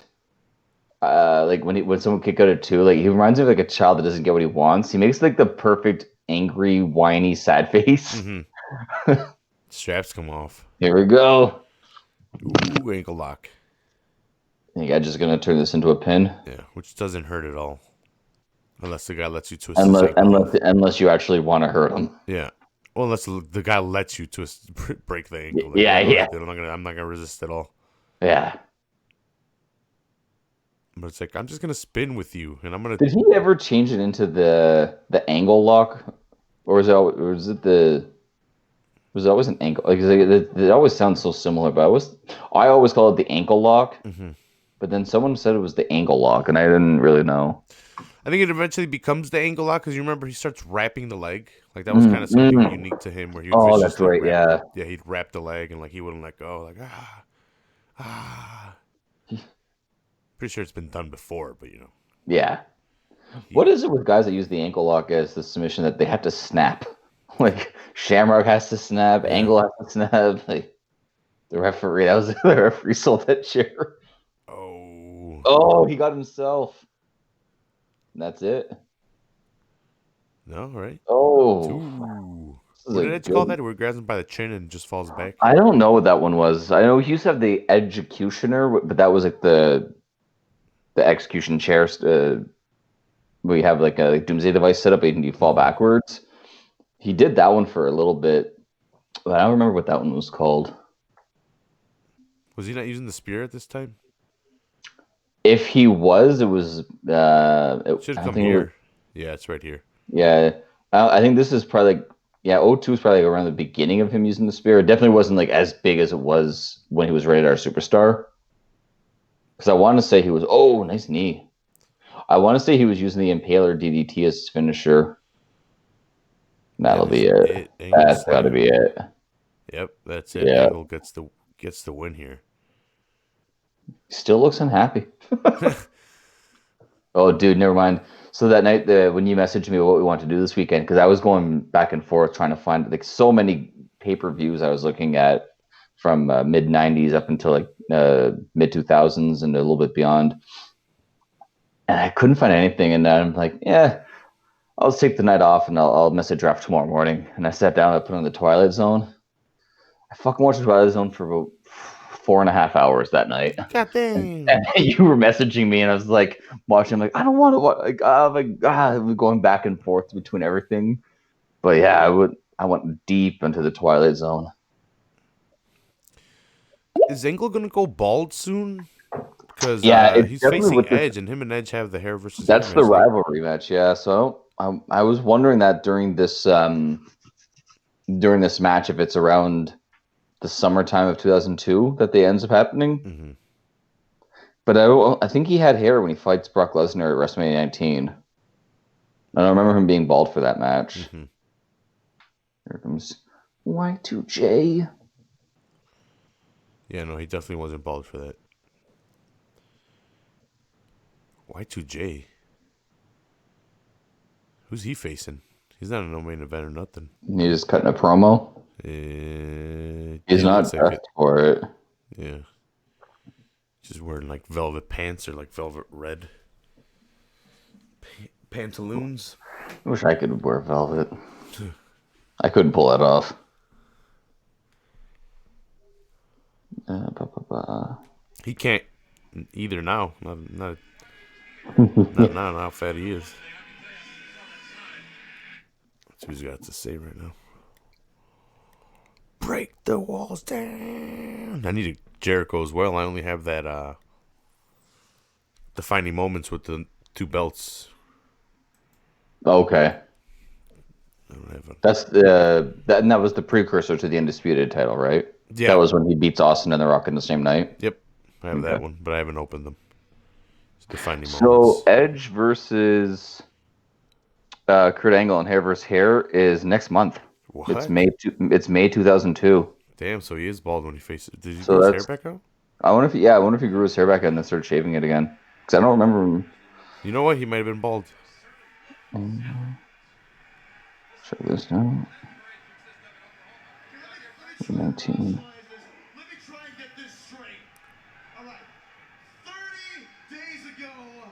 No, yeah, he's bald in that match. How about that? Okay. Stand corrected. What? And I was in the main event as the undisputed champion, the very first undisputed champion in the history of the World Wrestling Federation, the top guy in the business, the top money-paying position in the industry. The Ayatollah of Yeah. rock and roller. It's sad how much he doesn't get credit, I feel like, for mic work, man. Because whenever they talk about guys with like the best mic work, they always talk like your Ric Flair, your Dustys, your Austins, your Rock. Somehow I don't understand like how he doesn't get mentioned in like those top 5 mic guys at all. Because he is, and everyone knows that he is, but for some reason no one says his name. I remind people of the top greats when they forget Jericho. He's one of them. He's definitely I think he's underrated as one of our greats. yeah, especially in this era here. Mm-hmm. Because they could have used him so much better too. Like, Oh, 100%. why they pivoted from Triple H and him right away? Well, I get it because Hogan and Brock popped super crazy. I get it, but you kind of just sacrificed this guy's run or building any kind of chemistry with him and Triple H to have some kind of feud Mm-hmm. because you wanted Hogan to put the belt on for a pay-per-view or for like a month. Hogan is one of the he is the last WWF champion, right? It becomes Yeah. WWE while his Yeah, so here this is actually the last technical pay-per-view from WWF. Insurrection, it's a I think an England pay-per-view that they did once a year. That one was the last official pay-per-view, but since it's not really considered in the rotation of pay-per-views, this one is because the Judgment Day one is going to be the first WWE one. So Hogan's the last WWF champion. That isn't that wild, eh? Yeah. After all of that. And Jericho's the last WCW champion. Yeah. Two little fun facts there. And by that, I mean Jericho was the first one to unite the WCW and the WWF. So technically that kills off the belt lineage for that, and it becomes a new undisputed belt. For those of you guys know, later on, I think Austin brings it back or Bischoff brings it back and just hands it. I think it's Bischoff and just hands it to Triple H. Yeah, because so after Lesnar takes the belt from Undertaker, it gets revealed by Stephanie that she has signed him to be a SmackDown exclusive competitor with the title, leaving Raw with no champion. So Bischoff comes out with the big gold and he gifts it to Triple H so that Raw would have a champion.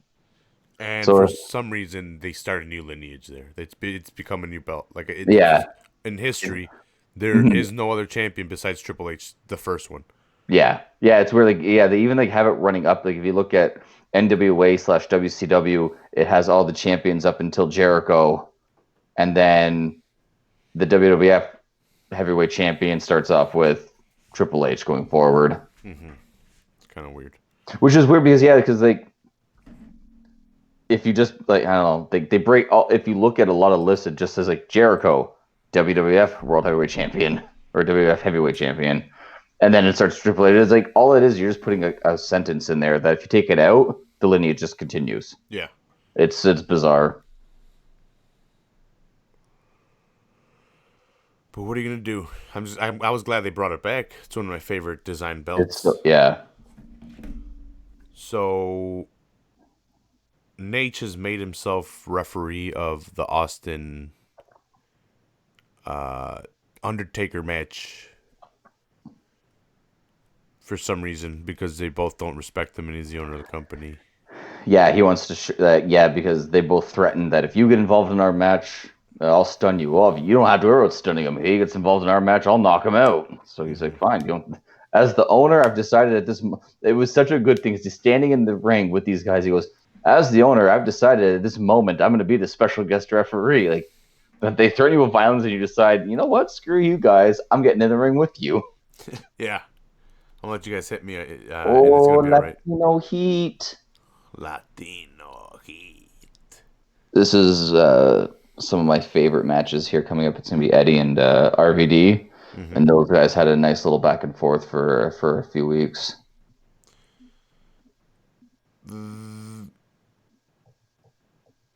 Is this where Eddie wins it? Sorry to spoil it, if anybody. Yes. Okay, yeah, so Eddie returned. This is his return then, right? Yeah. So Eddie was fired from WWF for the drinking thing, right? Or just put on or drugs or something was. I think he was drinking and driving. I'm almost pretty sure it was drinking and driving, and he got his I don't know, something happened with that. You might be right about the pills, though. I'm not sure what it was. It was definitely he went to rehab for something, and then while in rehab, he had something had happened where he ended up being released. Because it was like WWF always used to do and still does. If you test positive or something that you're not supposed to, you go to rehab, you complete it, they bring you back slowly. And he was one of the guys that didn't complete it or something had happened while he was in rehab, I believe. And he ended up leaving the company and working the indie scenes for a while. There's actually a really good match with CM Punk, Rey Mysterio, and Eddie Guerrero. It's a triple threat match at an indie show. And it's Is it a crazy. Ring of Honor show? It could be Ring of Honor. I'm not too sure, but it's crazy because Ray was I think, yet to be in WWE. CM Punk was unknown, and Eddie Guerrero is just fallen out of WWE. So it's kind of crazy to see those three guys in one ring to know where they all end up being. Eventually, like all of them end up being multiple, or not multiple time champion, but they all end up being a champion for Vince. God, right off the bat, it starts off with a bang, eh? These guys. Yeah, right off, super fast and aggressive. I noticed that RVD doesn't have 420 on his tights for this one. Not yet. I wonder why Vince wouldn't let him use his ECW gear. So, this is a fight for the Frog Splash. Eddie's pissed because RVD's gotten over with the Frog Splash and everyone loves RVD. So Eddie's like, fuck that. I do a better Frog Splash. It's my move. And forgot exactly what Eddie had done. But I think he had come out and he had hit the He Frog attacks Splash. him and he hits the frog splash on him once or twice. Yeah, to show him his is better. Yeah, I don't know. Like I love D'Lo because he got some height for his. RVD was amazing because for his, like, he would like switch directions in the air. Yeah. Like if he you could be parallel to the ropes and he would jump, and as he's jumping he would turn his body while doing the move. It was just crazy to do. And Eddie just had like the tri-tested, true, tight, old school style frog splash. Like there's so many good variations of it. I love that they were able to use it in the storyline because people noticed that different guys were using the same move in a different facet. Yeah, adds a little extra notch onto the title match. Just wish Eddie had a little bit. I don't know, maybe a barber that could see better. I think that's the only negative thing I'm going to say. That was the style, bro. Was I 1983? I don't know when were mullets. Did the mullets make a comeback? They always have been in the Tex-Mex area. Oh, really? Yeah, that area. That fucking Mexicans love mullets. I did not know that. Yeah, that's why he has a mullet because Mexicans love mullets. I guess that would make sense. Yeah, like, although he's a wrestler, wrestlers always have like a random haircut thing. Yeah. No, mullets definitely are a thing, and I guess it's kind of like, it's southern United States, but it's where Mexico meets.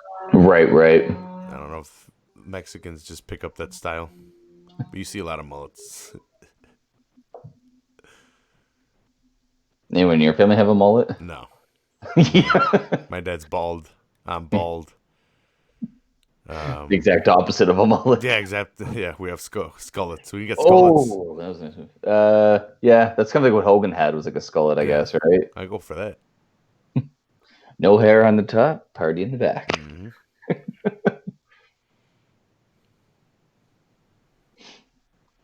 So when does he? So it's got to be around like 2003, 4. Then he ends up getting with, or probably 2003. He gets with China.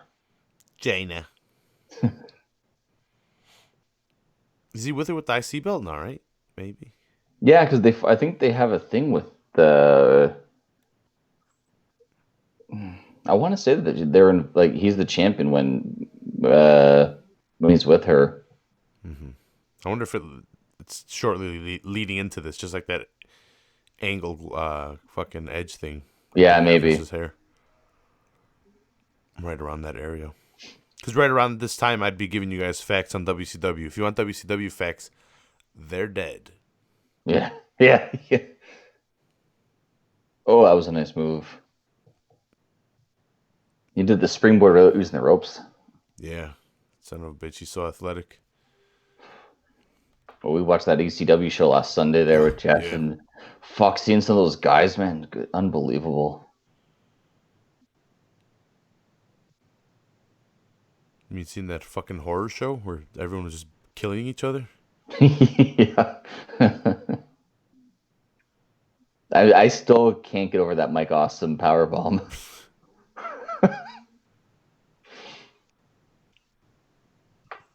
Now.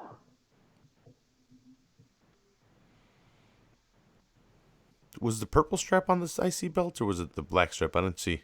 Black. They cleaned it up at this point, Yeah. or they gotten a different strap for it already? I think the purple, the one guy that I most tied to the purple is Regal. Mm. Remember when he had the IC belt, he had the purple strap. But all the Hogan fans, eh? I did notice some. I did notice some earlier. I didn't notice There's some a right now. But there was fair like a amount of line red of them. and yellow in there. Yeah. Oh, there we go. They're in the back. Yeah. Hulkamania, brother. I still, yeah, we were talking about earlier. I still don't understand why they went, like, okay, he went from Hulk Hogan, becomes Hollywood Hogan, that's cool. But I never understood the Hollywood Hulk Hogan, because it's, to me, like, so you're trying to say that you're both face and heel at the same time? Like, I don't get why you're trying to keep both monikers, like, because Hollywood is supposed to be like that cocky, arrogant guy. Mm-hmm. But I don't know, maybe, like, I don't know if fans is associated, like, because I guess he still has, like, the boas in that, right? Yeah. Maybe it is like a meshing of the two characters. It's the Mexican surfboard. Is that what they call this move? I always knew it as the surfboard for sure. I don't know if it was a Mexican surfboard. You got to roll onto your back, Eddie. Ooh. There. Oof. See, that right there looks like it hurts. That's, yeah. RVD's doing a lot of yoga these days in order to do stuff like that. Holy fuck, his head's almost touching his feet. Eddie's cranking there. Woo! Check him, ref. Yeah. Ask him. Yeah. Ask him if he quits. Now, if he gives a thumbs up, does he mean like I'm good or? Oof. Fights his way out of it. Devastating maneuver. Is Eddie going for his famous camel clutch or his uncle's famous camel clutch? Nope. He's not gonna humble RVD. Who was that story about? That Indian guy. Oh, Muhammad Hassan. Yeah, Muhammad Hassan. That's right. Yeah. His finisher was the camel clutch, and Eddie was doing it. Yeah, he told Eddie does it. Yeah. Or they punked him into telling him to go talk to Eddie about not using your finisher or something like that. Yeah. And he said he went up to Eddie and he's like, "Hey, I would like you not to use my finisher, because I'm trying to put it over." And then Eddie smacked him. Eddie smacked him around. Like, Get the fuck out of here! Move, you idiot. I think it was Angle that set it up, told him to do it. Poor dude. It'd be like someone going up to him and be like, "Hey, you can't use the gory driver." Like, what? You mean my uncle Gory Guerrero? You fucking asshole. Well, it makes sense. I can understand why in some ways. Like, because Austin's pointed out that Kevin Owens was starting to use the stunner. John Cena had that springboard stunner, but they were only getting 2 counts every time. And the DDT, everyone has their own style of the DDT, and it's only a 1 or 2 count. Yeah. And Austin has pointed out, it's like these are finisher maneuvers that now you're just using as in every match. Just toss it in there like it's a punch or a kick, and you are hurting the move by doing that. But yeah, like the camel clutch was a move that was occasionally used in matches throughout the years as it became more popular, and only a few guys were using it as a finisher. So and multiple people were using it as finishers. It wasn't like it was a one person kind of thing. No, it's mostly setup. Yeah. Whenever it is used, it's not even used. Yeah, it's rarely a natural finisher now. So I think maybe Rusev was the last most recent guy to really use it as a finisher. But he would do the kick more often, I guess. I remember him using the camel clutch a lot when he to show his strength. But yeah, he had that like jumping sidekick kind of thing. Yeah. Ooh, the Three Amigos here. Three Amigos. Oh, what? One amigo and a slam. Yeah. Nice little transition, though. Yeah. 2. Eddie's hair is actually getting thicker as the match goes on, eh? Yeah. Yeah, how's his hair getting drier as the match goes? That's amazing.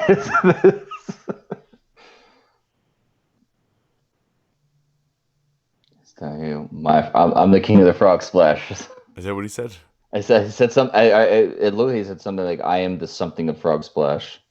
RVD just stopped him though. Ran up on him. Ooh, kick to the head. Nice. Yeah, nice top rope spot coming up here. Eddie's got to knock him off and hit that frog splash. No. Yeah. Always into Or the not. powerbomb. Sunset flip. That was nice. Only a 2 though. God damn. You know, it's funny. You see the guys that can pull that move off like ease, and then you see other guys try to do it, and they can't land it, and like they always when they flip over, they always fall. Yeah. Well, we've seen Eddie go for a move off the top rope, and then they move, but he just rolls into it and then rolls out, like recovers, like all gracefully. Did you hear I think it's November 13th, Conrad and Bruce are doing the Eddie show for the 15-year anniversary? Oh, no. I didn't know. Yeah. Yeah, they announced it last week or 2 weeks ago. Uh-oh. Oh, that was nice. That's going to suck for Bruce, man. I don't know if you heard the last one with Fink? Yeah. Yeah, it was when he starts crying, it was like, oh, god damn, like that's real. Yeah. And he's like, I haven't even had time to cry, Conrad. Yeah, because like everything that's going on, everything that's going on in the world, plus what your job, and it's such a crazy time with layoffs. And there's so much happening, and then you get that news, and you're just one sec, news is breaking as you're hitting record, and he's got all this stuff going on in his world, and then he gets that breaking news all of a sudden. It's like, oh fuck, like. It's like how could life get any harder for someone? You know what I mean? Yeah, it sucks, but it's real, man. It's real. You just for anyone that doesn't listen to that podcast, damn, you hit the frog splash and win. That's it. 1, 2, 3. Yeah, I think they just want to say a word on Fink and fucking Bruce. He just can't keep it together. He just busts out crying.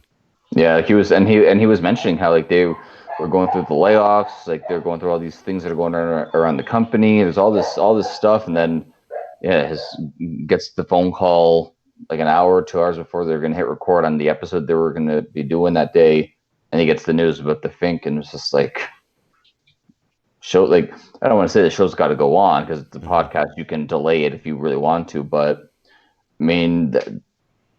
When you're in a business of go, like that's what you have to do. I mean, I got the news about my grandmother dying as an hour before I had to go to work one night. So I kind of understand where Bruce is coming from because his business is the same as what I was in. It's always go. So it's like you can't just stop doing it. And when you have a chance to actually let that stuff when you sit down, you actually take that minute to think about it. Like emotions come over you, and that's it. Mm-hmm. Family's home. It was hard listening to that at work, and I'm like, God damn it. Yeah. Yeah, but R.I.P. Fink, he's in the background. Well, he was right now. Yeah, he was. You don't really realize how much you've these. Not I don't want to say been a part of our lives, but they've been a part of our lives in a way, right? Like. You think about it, how often have you heard him say, and new World Wrestling Federation? Like, you hear it all the time. Like, it's like all of a sudden, it's like you realize that you haven't heard it lately because he's been gone. He's been sick and all that stuff. Number 1 contender match. This is it. Austin and the Undertaker. I love the American Badass. They have an American Badass Undertaker I should get before he goes off the market. He comes with an undisputed belt too. Yeah, I saw that one. I need to get it before they stop making him, or it becomes rarer, and then he goes up in price. He has the one different hands and everything too, right? They started doing a lot of the different hands recently, so yeah, he should have different hands. Okay, yeah. It is the American Badass with undisputed belt. Yeah, because I saw the one that had the shirt, different hands, and sunglasses. I have the Lego one with the bike, and I built the bike. Oh, yeah. Little mini. Hi guys, how's the podcast going? It's going great. How was your trail walk? Good. Oh, we went to 2 different trails, Daddy. Oh, 2 different trails. We went to Weather Park. Give my coffee. No, that's enough. Can you give me the coffee, please? No. No more coffee for Ryan. Can you go get me that coffee, please? Hey, Carla, can you go get me the coffee that's in the kitchen? Heel wife. Heel wife. Thank you, Connor. Don't drink the coffee. Careful. We walked on train tracks. You walked on train tracks. What Did was you that pretend to be coffee buddy? I got a second one in the fridge though. Yeah. They always get so weirded out. I always go and because after work I go and order 3 like an asshole because they're cheap and I like drinking them throughout the day. But they're like they're put my $1.50 coffee all instead over of like you. $4. Oh, half my coffee's missing. Where's my coffee, Kara? Oh, is that why you didn't? Is that why you weren't gonna get any more? Hey, you. I don't want you really low. You were walking really slow? I don't want it really low. You were running very slow. Yeah, it's coming now. No, You- it's off. That's okay. So Carla said you were pretending to be buddy on the train tracks? Yeah, we're being buddy. Okay, come on, sweetheart. Bye, Daddy. Mom's getting pizza. Ooh, cheese When I pizza. got. Okay. Get 3 large cheese pizzas. Don't touch that. Oh, monster. Oh damn, you guys are getting pizza today? Yes, we'll get pizza when Daddy's gonna be done in half an hour and we'll go get pizza. Me and you can go for a walk together to get pizza. Okay. Okay, the 3 of us will walk and go get pizza when I'm done. I got about 45 minutes. Can no get enough. I'm starving. That's No cooking entertaining. today? Right there. Guess you know what? I prepped up dinner and everything. I have everything. I just gotta go finish this. Just to go and warm it up. Is it? Mm-hmm. If that's not good enough. Damn. Nate, look at the shoes. Look at the shoe. Even when he's a referee, he's styling and profiling. Hey, is this trademark infringement on red shoes from New Japan? They have a referee that they call Red Shoes. I was gonna say. I don't think Ric Flair cares. They're just his boots. They just might be his boots. Yeah, Ric Flair's the kind of guy that if you sue him, he would just sit down and, all right, Mr. Flair, what we had to say? I'm Ric Flair, and that's it. He just get up and leave the courtroom. You want to leave now? So the dog's leaving you too? Everyone's leaving me. Poor Ryan. Oh well. I need to get a bike if I get that Undertaker. I've I was seen gonna it. say the one thing that doesn't come with is the bike. I've gone to Hobby Lobby though, and they have some really realistic bikes for like $20. I've seen people that take the Undertaker figure, yeah, and they'll find like a bike from something else. Hobby Lobby, dude, has some legit shit. They have like $300 dollhouses, but that look real. They're like fucking, and they're like 4 feet high, dude, and like the Damn. doors work, and like you can buy like credenzas and fucking like Jesus. yeah, dude, like gun racks for like old style guns. So, like you can make like a home out of them. The outside has siding on it. They're fucking crazy, dude. It's ridiculous, but they're like $300. I'm not trying to get one. I don't have the room for it. Psych. Sorry, Ma. Sorry, Dad. I'm going to have to ask you guys to move out. I need your room for my next wave of collectibles. No more shelves. Sorry. I need you guys to throw. You guys can stay, but you guys need to throw away your guys' stuff. Man, I wouldn't mind getting one of those Austin fucking vests. Oh, I know. But I bet they go for so much money. They have to. He probably kept all of them, too. He probably has a fair amount, I would imagine, yeah. Oh, yeah. I never realized how many he had until like I started noticing like the BMF 316, different the different things they would have on their whoop ass and things. So recently, and I don't know if it's because of all the unemployment and stuff. When I look up WWE figs, I've been seeing a lot of on Amazon. I've been seeing a lot of authentic signed stuff. Like, Oh yeah, you were saying that they had like Booker T boots or something like that. yeah, dude. I've been seeing like a lot of Undertaker stuff, a lot of Austin stuff, like signature stuff.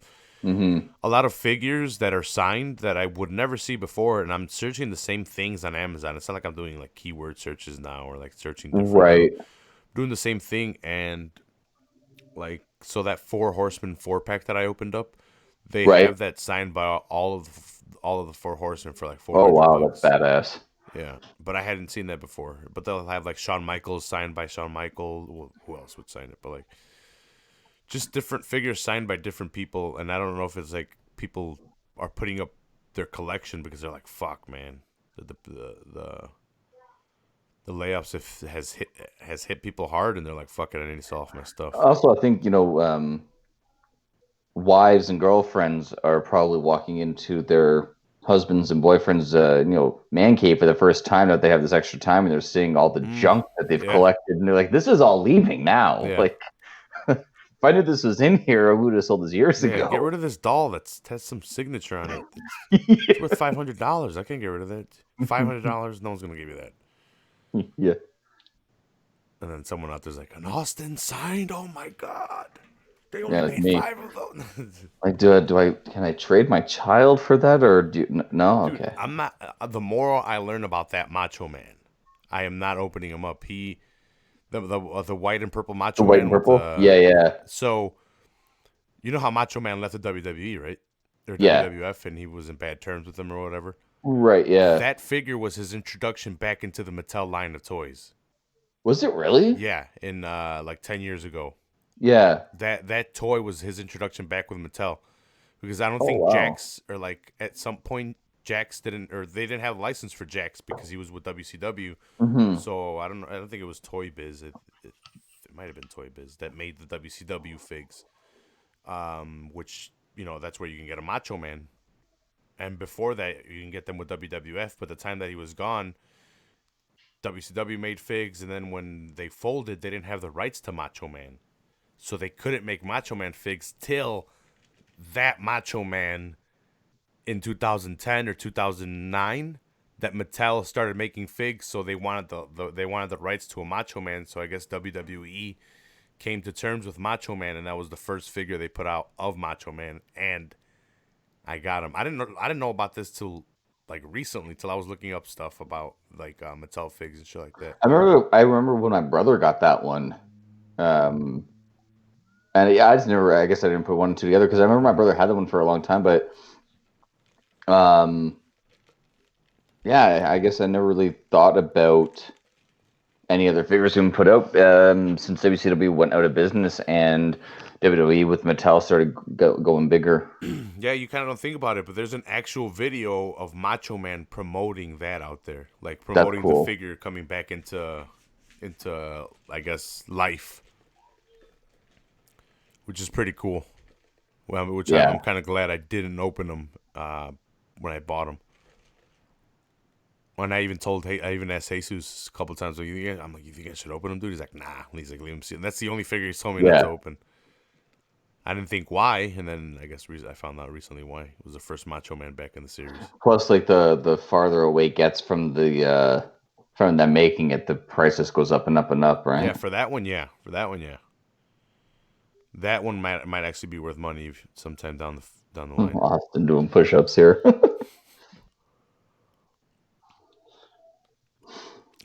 He faced Hall at Mania. Yeah. And Taker fought Triple H. Was that? Yeah, no, because Triple H fought Jericho for the title. Oh, yeah.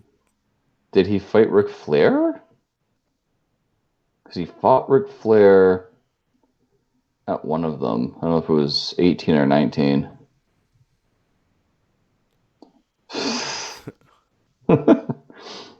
Austin dropping down on Undertaker's level, down to the floor, and giving him a From finger. a bird.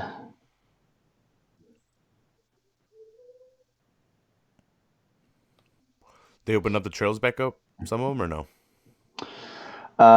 The ones that were open, and there's, I think, 2 or 3 that were open that haven't closed yet. But the rest of them, they still haven't opened. Mm-hmm. But I read somewhere that, I don't fucking know, this city's so stupid. They're closing trails temporarily so that they can spray paint on the ground how far apart 6 feet is for when you're walking. And I'm reading the article, I'm like, but that makes sense and all, but people aren't standing still at the trail, they're walking. Yeah. So you actually have to put these markers as just a line the whole way down and hope that people can figure out. Like, it's so stupid. Mm-hmm. It makes 0 sense to do it. But I don't know. Yeah.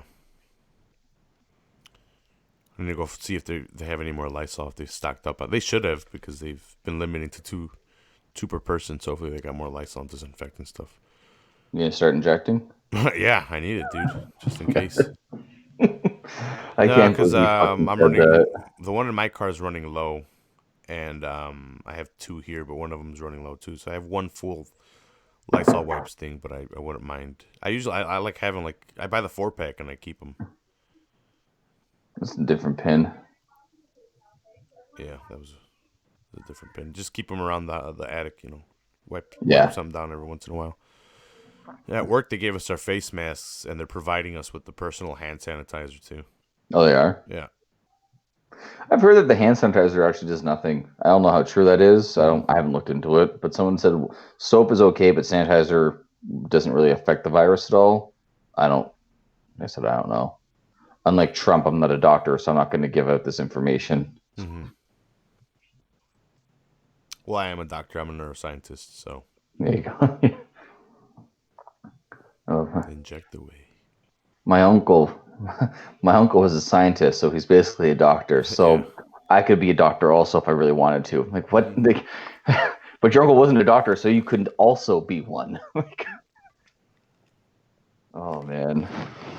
So was it Joe Rogan put out a tweet saying that in the state of New York, the Center for Disease Control, no, not the Center, Poison Control, that has gotten like double the amount of phone calls in one day.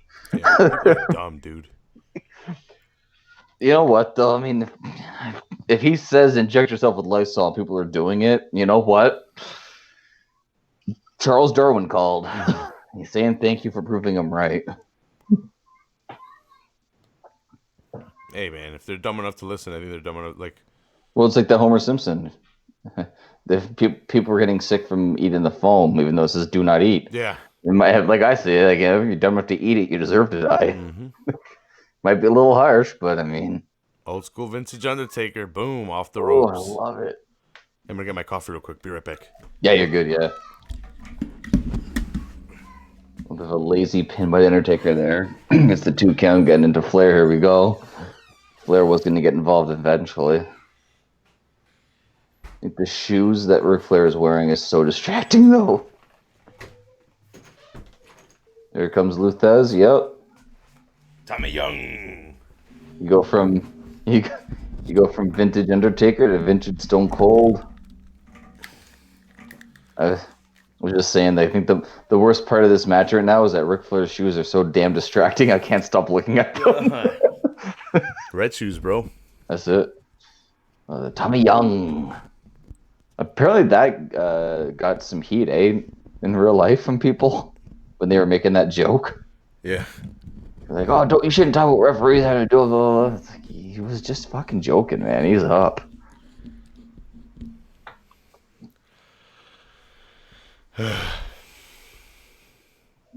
Hogan fears Mr. Tan. I don't get that one.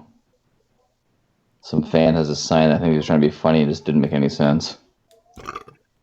I miss those aprons that they have here. You don't like the LED screens? No. Again, to me, it's distracting. When I see it, I'm constantly looking because it's always changing. There's a graphic on it, and oh, Connor. What? Is he crying? Yeah. He wants pizza, bro. I think Kara locked herself in the bedroom so she could order the pizza without everyone yelling. Yeah. And that just resulted in everyone yelling. Kind of backfired. Yeah. You guys get cheese pizza? Yeah, they'll get some kind of veggies or something on it, I'm sure. Oh. Look at Mushrooms. Green peppers. Yeah, tomato on there. Like a nice tomato green pepper. Like Austin put the tail back together. The Mexican announcers just saying thank you. We're used to the opposite. Yeah.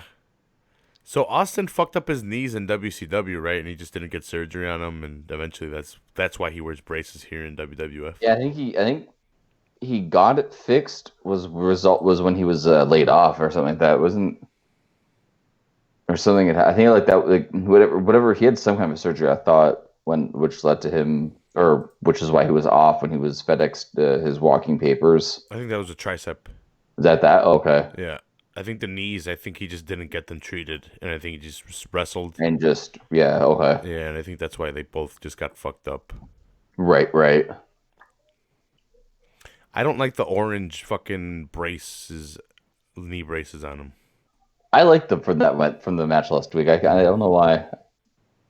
I like the original black trunks. Oh, the all black is great. Yeah. I think for that character, I think I mentioned last week. I think for that character was nice because he was no longer like your babyface heel anymore. Mm-hmm. He was full out heel, so he changed his look. But because he can't really change too much, he just changed the color of the knee brace to kind of give him something different.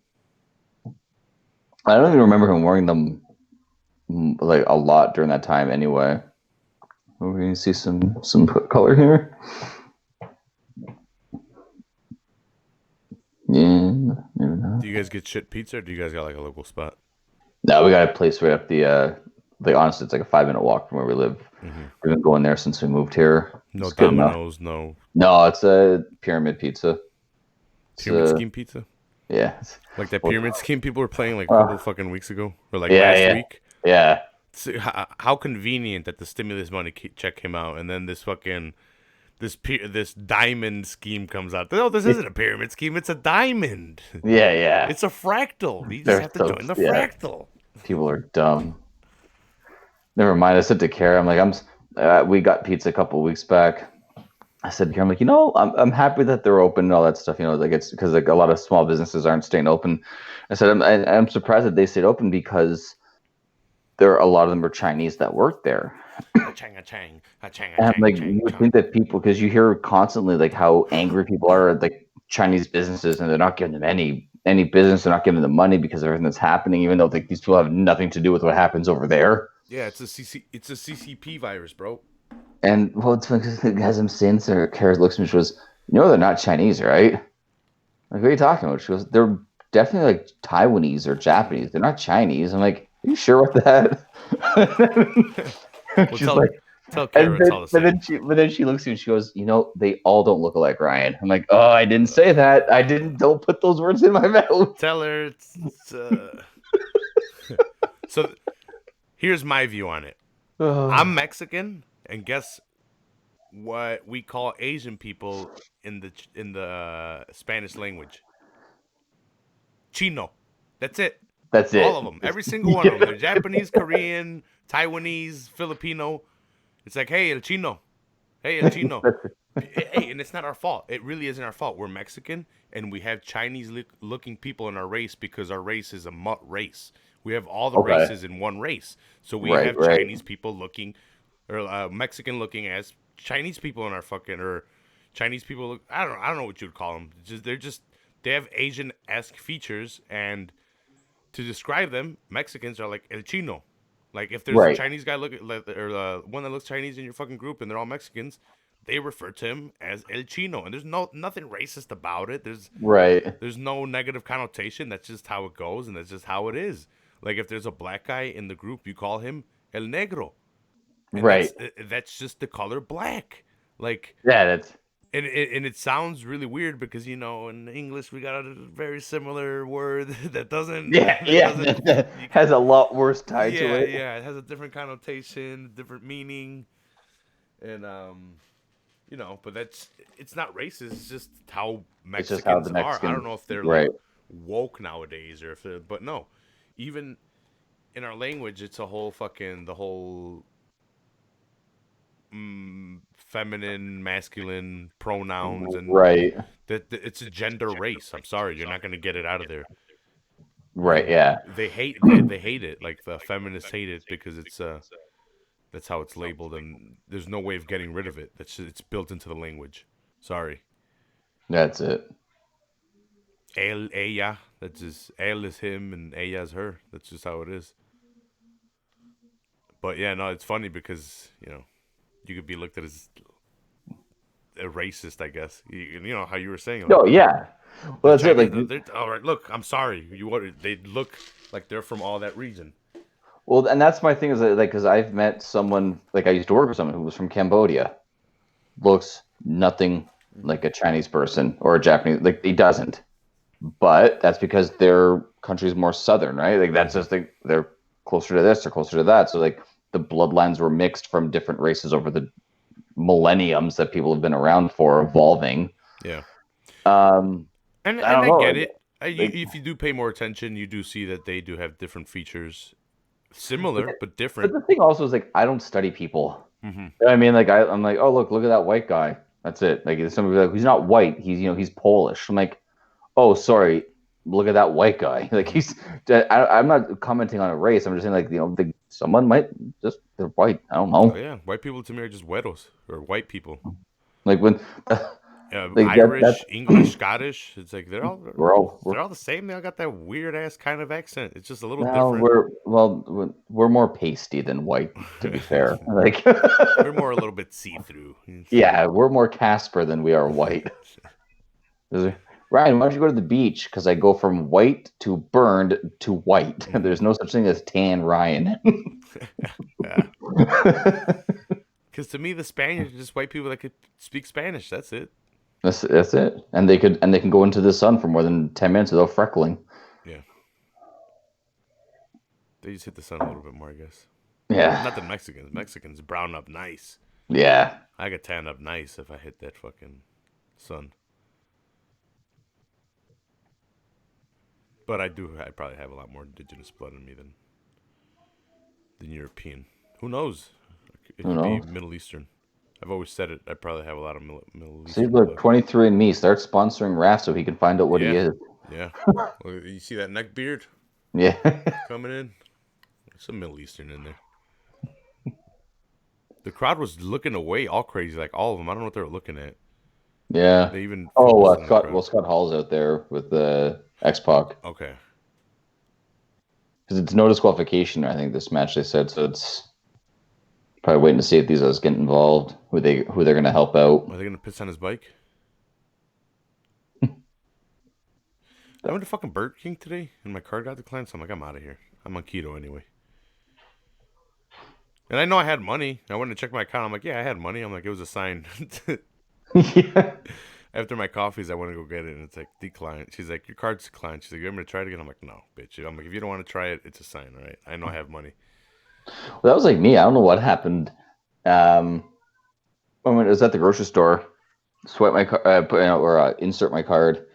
Is this the right amount? Yes. Select your account. This one, card declined. I'm like, what? She goes, and the cashier just goes, the cashier, I love it. Just looks at me and goes, do you have enough money in your account? No. Like, first of all, you're the cashier, I'm the customer. We don't have that kind of relationship where you could ask me that question. Yeah.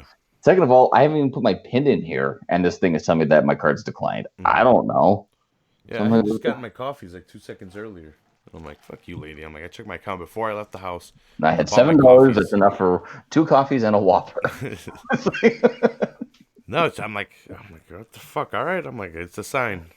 Yeah. I don't know. I just found it so funny that the cashier was like, do you have enough money in your account? I'm like, the fuck does it matter to you? I was like, damn it. And she's like, how'd you know? Never mind. We had a guy here in town who went to it was like, I guess kind of like where you were telling me about that shop, like that, not a grocery store, but like the Mexican one. Yeah. Something like that, just like an independent grocery chain or grocery store. And some guy was walked in there, started stealing stuff, and the owner, he was caught. The owner felt so bad that he actually gave him like $300 worth of groceries. God damn. Hard times, baby. Yeah. People are stepping up and being nice. Yeah. That's why I'm still buying toys. I'm trying to keep the economy stimulated. Trying to keep Mattel going. Yep, trying to keep Mattel going. The Ronda Rousey, she dropped to $18 from $30. I couldn't resist. She comes with the Roddy Piper jacket, 2 different heads, skirt. See, I keep on looking for the. I go onto Amazon. I look at different things, and they're like, oh, you see, I'm seeing prices changing and going down in that. But it's funny because like they have like the little warning that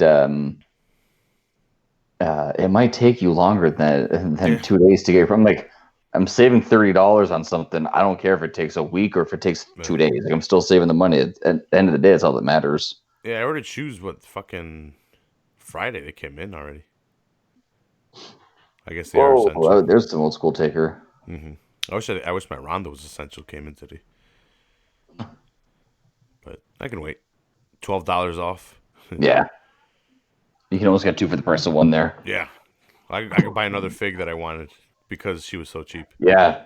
Almost, I probably just drop it into Nakamura. He was $21 for another Ultimate fig with the articulation on that is so much better. I didn't realize it until I started opening all my fucking elites. The elbow joints suck. They're single jointed elbow joints. Mattel, fix that shit. I don't want to have to pay $30 for double joints. Like my Marvel Legends, all pretty much for the most part, all are double jointed elbows. Right.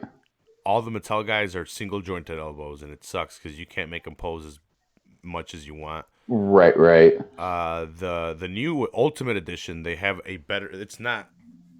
The ab crunch is different. It's like it clicked together. I don't know. It almost went like this. So it could go like this. Right. Now it's two different pieces, and one goes on top of the other one, and it can go like that, and it articulates better now for the abdomen crunch on these Ultimate Editions. They got double joints on the elbows. They have double joints on the toes. You can just pose them a little bit better. Even the what do you call it? The pelvis joints feel a lot smoother, and they feel like they can be. I don't know. They just feel like they could be posed a lot more. That's why I decided to open up my elites. Well, when I got the Bret Hart last year, because I don't have too many, and I have a couple basics, and then I have the Austin, and then I got the Bret Hart, and I was like, oh, cool, it looks just like the Austin one. I'm gonna open it, set it up, pose it somewhere. And I opened it up and I'm like, what the hell? I moved the toes. Like, wow, these things are fucking. Because, like I said, like I had the.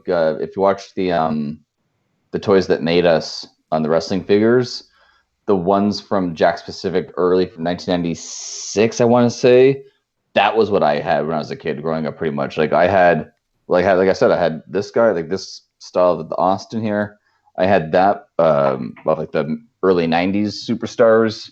I had the LJN.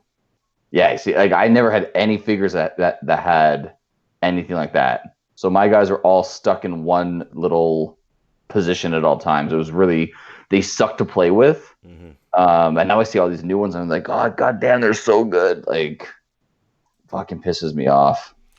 A lot of the Mattel, or not, it's Hasbro actually that makes the Marvel. Mattel makes these guys, but Mattel started they started adding more hands. I don't think the newer elites have the joints. I think they're sticking that to the Ultimate Edition ones they have to suck more money out of the people. But if they're gonna give me good accessories and a belt and like a sledgehammer, a water bottle, and like shirts and stuff, I'll pay the $30. All right. But right. I don't like the fact that the $20 figures have shitty elbow joints. Yeah. Like, if I'm paying $20, I want double jointed elbows. I don't care. Like, if I'm paying $20, I don't necessarily need the toes. Big choke slam. You can save that for the Ultimate Edition, I guess. Yeah. But the elbows kind of matter. That it? No, I thought it was going to be a 2. I missed what happened, but Ric Flair was out, and Austin had taken with a stunner, and but Ric Flair was out. I didn't see what happened to him, if he got hit with something or. We were focused on my Scott Hall like jerks. What's that? We were focused on my Scott Hall like jerks. Yeah. But yeah, like when I got that Bret Hart and I saw like how much more you could move them, like I was. Like, you understand, when I got my first Bret Hart toy, I had a Bret Hart and a Shawn Michaels from 90. It was like 96, 97, and I put Shawn Michaels in the sharpshooter using the Bret Hart toy, and his legs broke off because they weren't supposed to move that way. And and they were, I don't know, like inflation, how what the prices change would be, but it was like $7 then for the toys. So I don't know, like if that's worth like the 15 to 20 that they roughly are now. They're 20 now, yeah. So I don't know, like what like the comparison would be, if that's like an accurate thing. But that's the thing. Like now, when I put the Austin in the sharpshooter, and I think I sent you the picture. Yeah. And it works. Like the fact that I could actually do it. Yeah. And there was no fear the leg was going to pop off again. Well, So yeah, it's they like actually fucking. yeah, they're designed to. You can. I mean, there's a couple Instagram pages that I follow, and these guys have like just like the insane collection, Yeah. and they do like moments that have happened in wrestling, and they have like some of these guys have like the wires to hold them for like a splash and things like that, Damn. and it's Austin just took there out goes down Flair again. by accident. It's got the chair. Yeah. You got the turnbuckle exposed there too. Behind Taker. Yeah, no, well, these guys have a lot better articulation on the, at least Yeah. the elites do, on the legs than the arms. The legs at least have double jointed knees and thigh pivots. Yeah, it makes it easier to like if you want to have like a whole like if you had just a bunch of guys you just want to have like scenes everywhere, you can actually do it now. Mm-hmm. Which before you just have them standing up, they would just be posed like that, like they'd be posed like how you have them. But if you want the option of having like an actual scene, you can do that now. Yeah, which is awesome. once I get the ring, I can start doing that. Yeah, Posing them. Undertaker couldn't get the win even by cheating with the chair. what's he gonna do? He's gonna go with the the tombstone. I don't think Austin's gonna be taking the last ride. Oh, he's gonna go with the Boom. You know what I did figure out about the basics that I do like, but you have to keep an eye out. Some of them have good accessories. Yeah. You can get they are cheaper, like we mentioned, but you can get like some tag belts or like singles belts or chairs, money in the bank stuff, ladders. Yeah. Like I don't mind those because they're not shiny. Like I'll take those belts, but I don't like the fact that they're not shiny. But I like the different they got some good accessories. They got some like He's gonna hit chairs, Flair? ladders, shit like that. Weird stuff too. Some come with weird stuff. Some come with trophies. On my AJ, mine's a Kit Bash one, so I ripped off a basic AJ head and I put it on an elite AJ head. Okay. Because I like the facial expression better on the elite or on the basic head than I did on the elite one. The elite one was a lot just like just bland. The basic one, he was yelling. Damn, Flair counted 3 even with Austin. His foot was on the rope for the whole 3 count too. Yeah. Damn. That was a weird finish. Just like chair to the like a kick, just kicked the chair into his face and that was it. Mm-hmm. You can't take the steam off Austin at this point, but you want to you don't want to have Austin and Hogan. You want to have Taker and Hogan. So you got to get the Taker the win somehow. I think it would be better to have NWO interfere, but I need an anvil. I have Brett now, and I have both tag belts loose. I'm gonna be having to start keep my eye over. I want to for Anvil and for Davey Boy. Anvil came out not too long ago, like maybe 2 series ago, so he shouldn't be that hard to find even on the website. I might have to check that out. Austin, go for a stunner here. That King of the Ring Brett is still on Ringside Collectibles. Oh yeah, he's an exclusive on the website, but it's the King of the Ring Brett, and he comes with like the robe and the crown and the stuff. Yeah. Jesus loved that when he has it.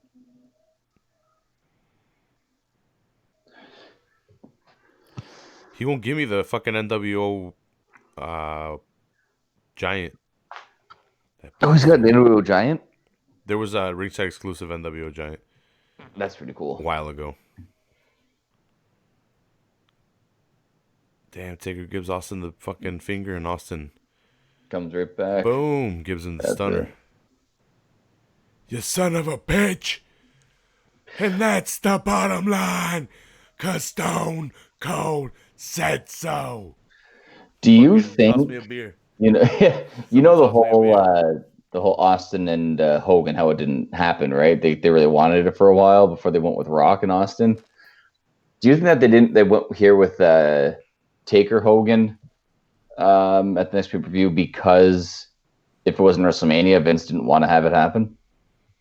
For Hogan and Austin, I think if it wasn't WrestleMania, I think because they could have easily had Austin beat Taker and have Austin Hogan at the next pay-per-view. Mm-hmm. But do you think it was because it wasn't WrestleMania they didn't want to happen?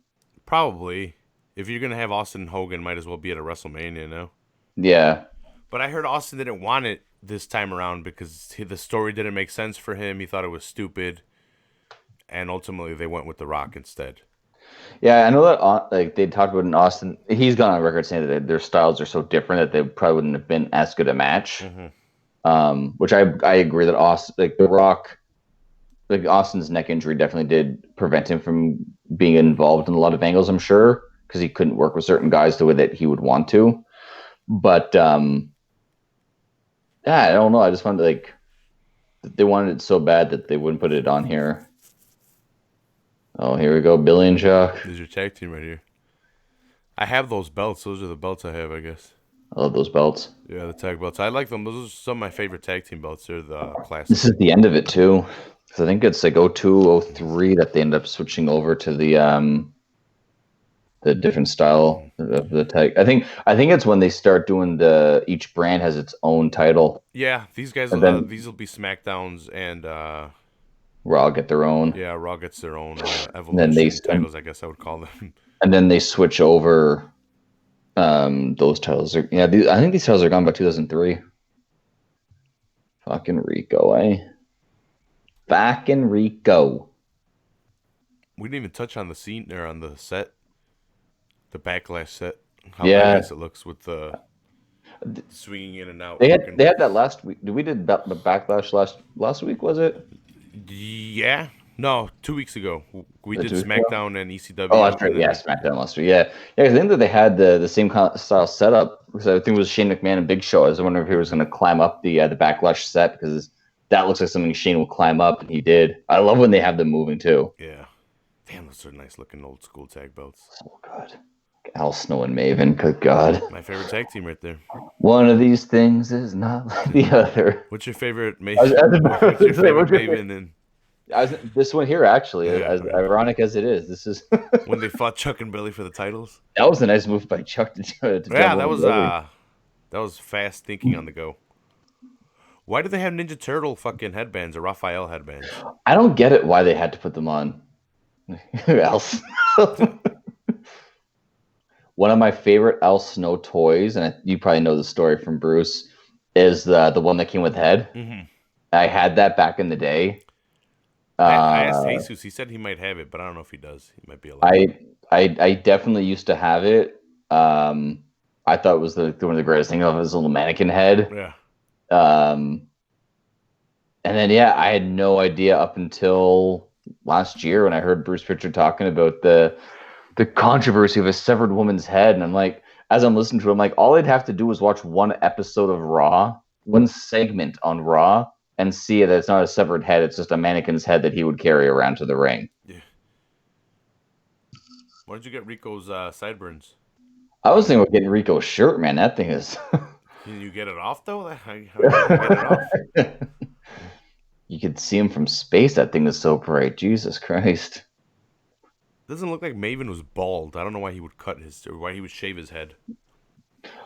Yeah, I wonder if he was just doing it because it's tough enough. I just wondered just to make himself look. I wonder if he probably had like that old school teacher's haircut. And then when he wanted to become a wrestler, he said, I better look like one. Who's big? Austin. I'll shave my head. What's Maven best known for? Throwing out the Undertaker at a Royal Rumble? Yeah, I was going to say probably that Undertaker thing because then the ass whooping that he took afterwards. Mm-hmm. He just asked for the Undertaker's wrath after that. Yeah. They try. I mean, he had the athleticism, as we just saw with that Enziguri on Chuck Palumbo. He had the athleticism, but he just didn't have the charisma to get over. I think he would probably be like your perfect mid card guy, but just didn't last, and then that was it. What can you do? I mean, not a lot of tough enough guys went up to have like those holy crap kind of matches or careers, you know.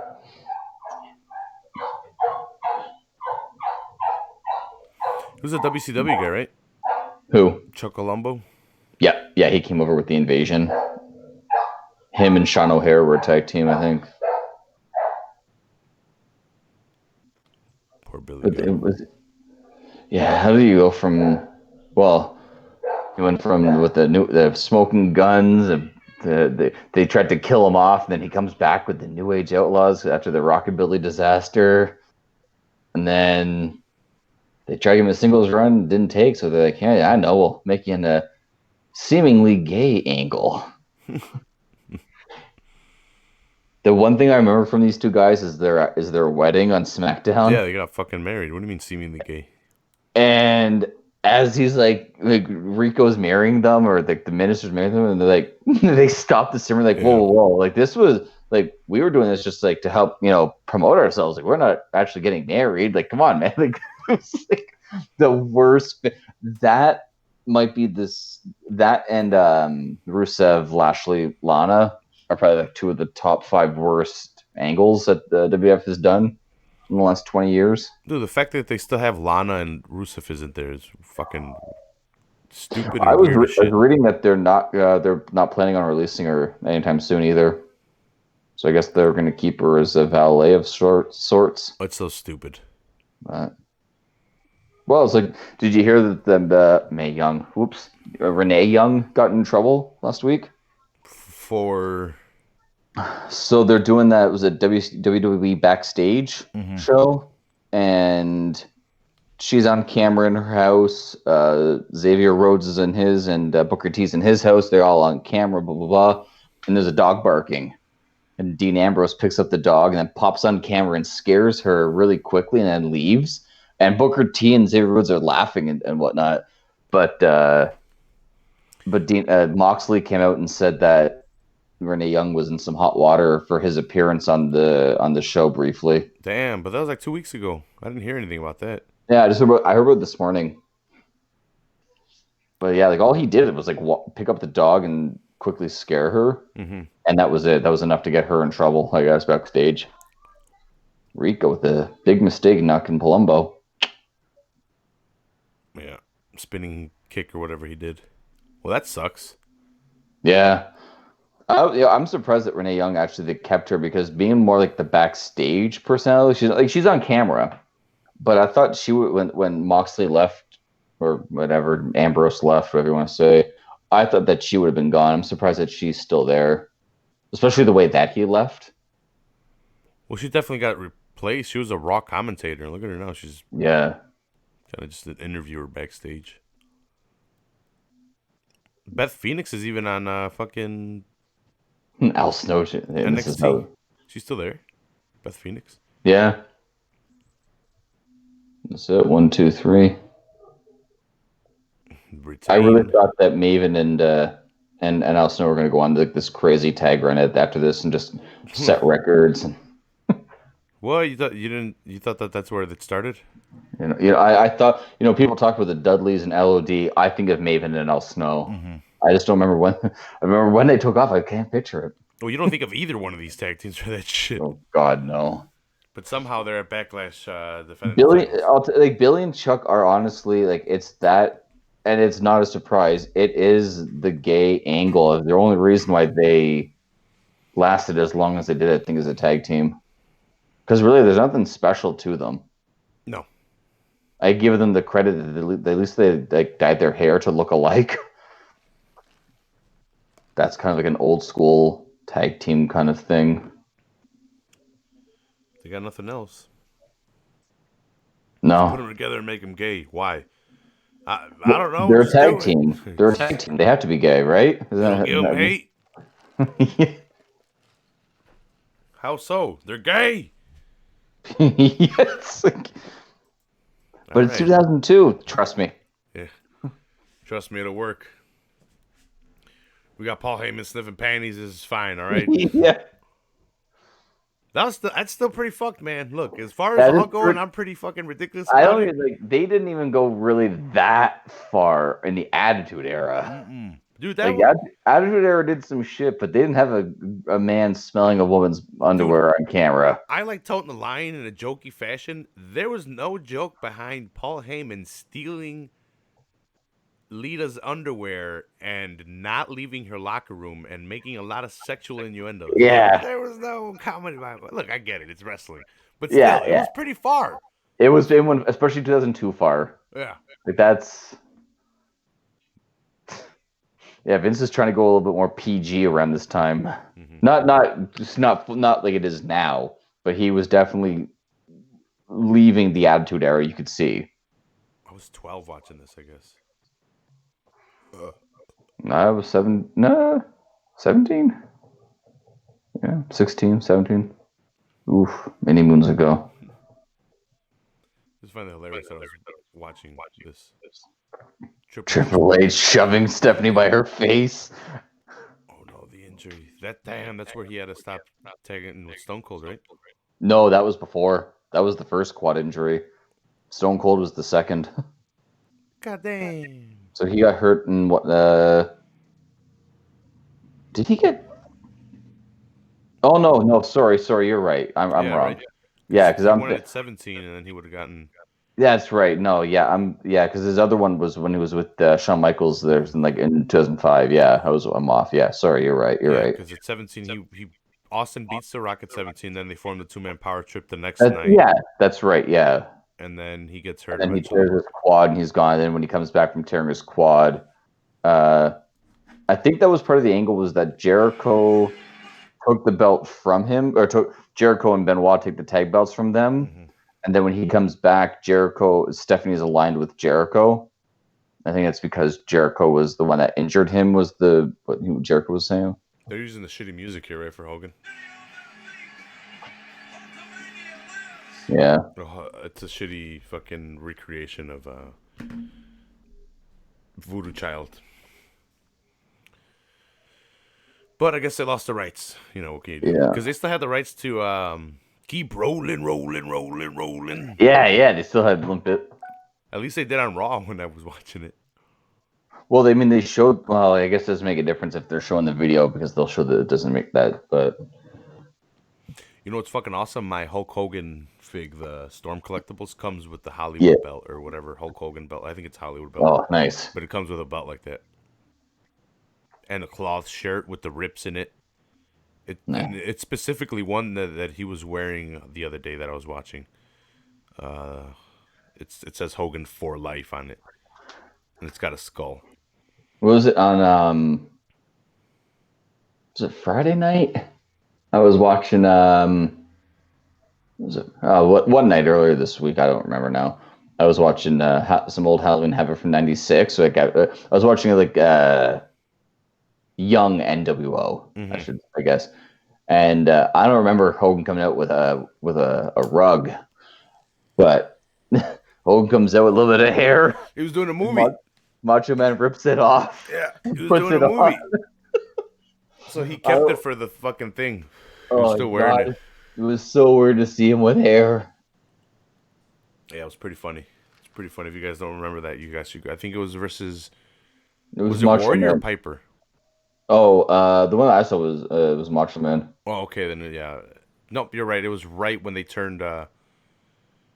Because they had to keep that pay-per-view, Halloween Havoc like that, because they had a sponsorship or something like that. Slim Jim or yeah, they had a Slim Jim sponsorship, but they already had it advertised that it was going to be Macho Man in the main event for that one. Right.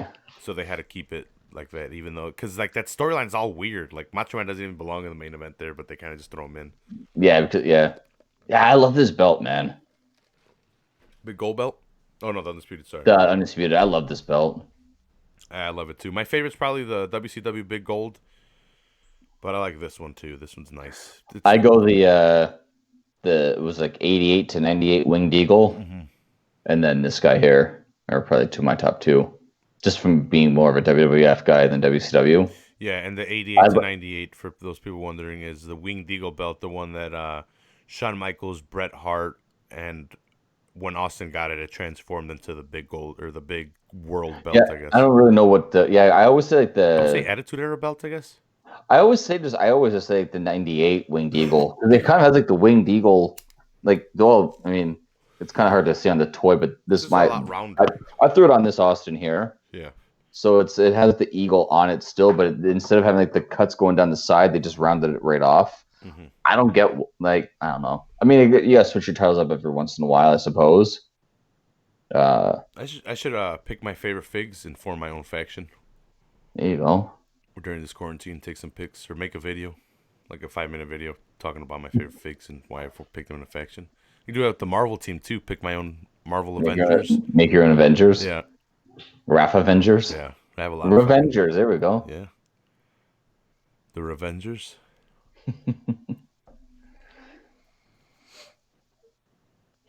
Triple H versus. Damn, they didn't even have the graphic for it. That's weird. They've had this. Triple H had to have had that belt for at least 3 weeks at this point.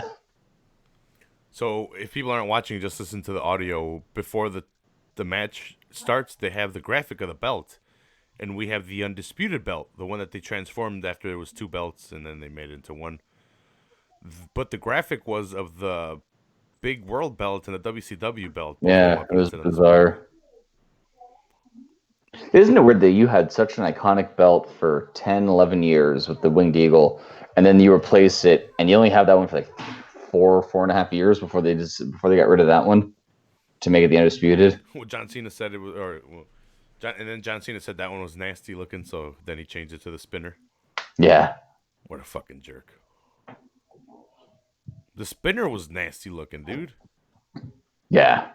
It's a champ in big fucking like block letters. They did a good job with the US one, for what it was. Mm-hmm. But I'm happy that they got rid of it with Orlando Jordan. When he blew it up, or something. Was it Orlando Jordan, Orlando Jones? Whatever his name was. They dropped it. It was weird. Yeah, he was in the cabinet and he's holding the belt and he drops it into the garbage can. And as he drops into the garbage can, the thing explodes. It was like a bizarre segment.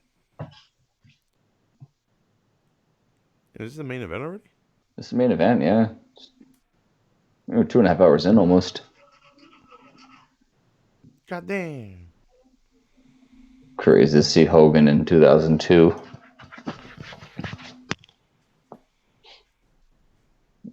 They're still thinking that Hogan might have another WrestleMania match next year. I keep on hearing it. He just had another back surgery, but he's saying if he's fit, he wants to have one more match at WrestleMania. Against who? Sting? Sting's got Sting. Man, Triple H was saying how he wants to have every WrestleMania be two night now because of everything that's like that they have NXT, they have Hall of Fame, they have WrestleMania, they have all these different things going. They want to have more nights of the WrestleMania itself.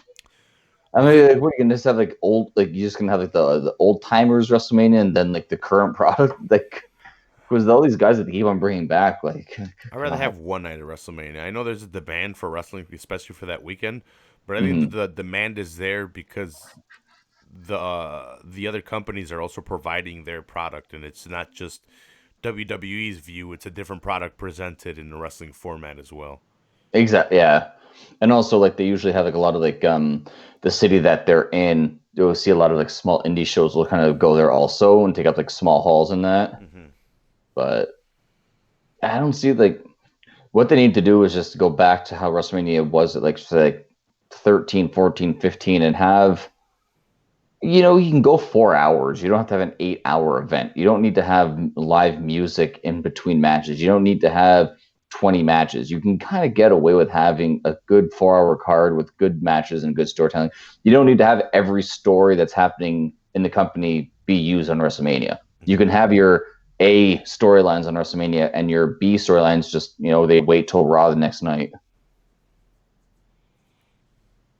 I told you, right, Ryan? I found keto bread at Aldi. Yeah. Yeah, so I can make sandwiches now.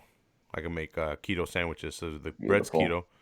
Fry up some bacon, fry up an egg, fry up the ham, and then I smear some avocado on both sides, and boom. Got myself a delicious ass fucking sandwich, and I don't have to, and it's very minimal cooking, super fast cooking. Yeah.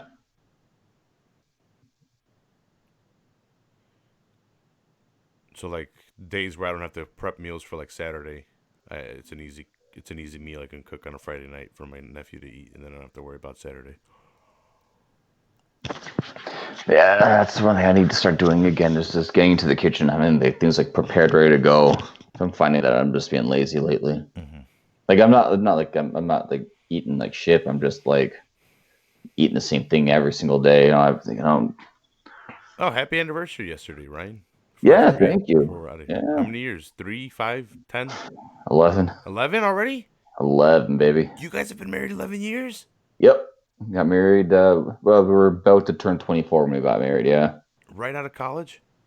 No, I went to college after. Okay. I did high school, finished high school, and I went right into working. Mhm. And we got married, and then moved here a couple of years later for school. Set up shop. Yeah. 11 years. Hey, you guys waited a while to have a kid then, right? Yeah. About 5 years, give or take. Nice. That's what's up. Yeah. Yeah, engaged after 3 months. God damn, Ryan, you were hooked fast. Yeah. I was young. I was dumb. No. Young, dumb, and full of cum. Yeah. That's the lyric. That is the lyric. And when things feel right, they feel right, right?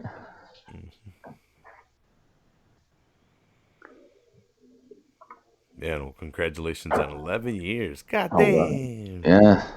Oh, that's it. Oh, no, there goes the bandana. No, he's bald? What? No way. Not our American hero.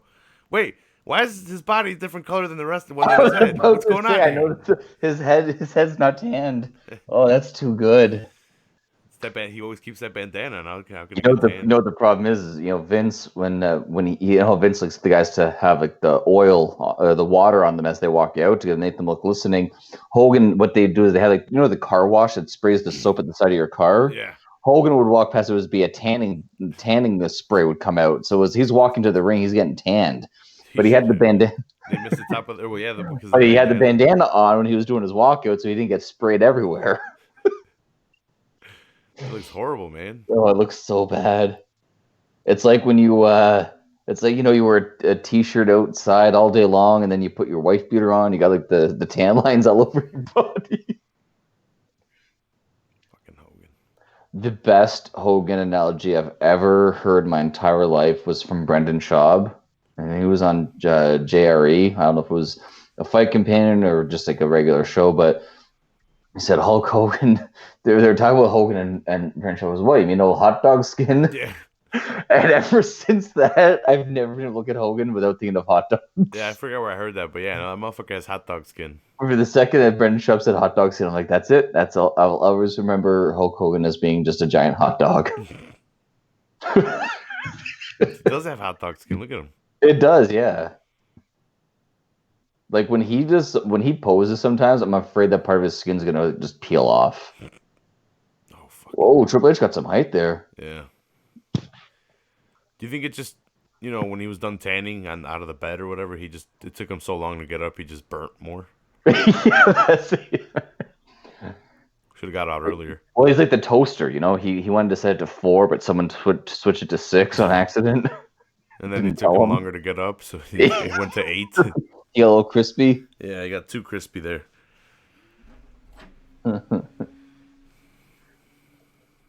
It's like the fried chicken skin, fried Hogan skin. Extra crispy. Don't worry about your hair, Hogan, all right? Yeah. It's fucked up no matter what. No matter what you do to it, it's fucked up. All right, dude? Well, it's funny, like we were talking about Eddie Guerrero, how he looked like his hair got thicker during a match. I remember being a kid and seeing Hogan and noticing how his hair looked like it was like thinning out, almost like falling out during the match. And I was like, oh man, they're actually ripping this guy's hair out. And then you come out the next time you'd see him and like his hair's like nice and thick again. You're like, how? He looked like he had like strands left last time I saw him. You know who I noticed that with that I felt sad for? HBK. Oh I saw yeah. it going and I'm like, dude, just let it go. When he came back in 2002, when he comes back later this year at SummerSlam, he looked like old school HBK. And he looked good. And then you start seeing like 2-3 years later, like you can see like the widow's peak, but because his hair's so long, you don't notice that he's bald all here because his hair's whatever. But then, yeah, when he would like flip his hair back, and be like, "Ooh, Dude, buddy." What happened with me was, well, you saw him wrestle, and then he lost a smile. Austin took over. He left forever, and then he came back to wrestle. But at first he came back, but then he came back to wrestle. Like I guess at a second stint, or I don't Yeah, know when what he his comes stints back, were, like like in his when later he comes stint. back, when he comes back for like the full time And for the he can second. still go, but like when he's like going against Undertaker and shit like that, Mm-hmm. and you see his hair get wet, and you Yeah, can see his scalp a lot in a lot of areas. You're I like, oh remember. I fuck. remember like the later in his career, a lot like the HBK and Ric Flair and the retirement match for Flair. Mm-hmm. I remember that one a lot, noticing it.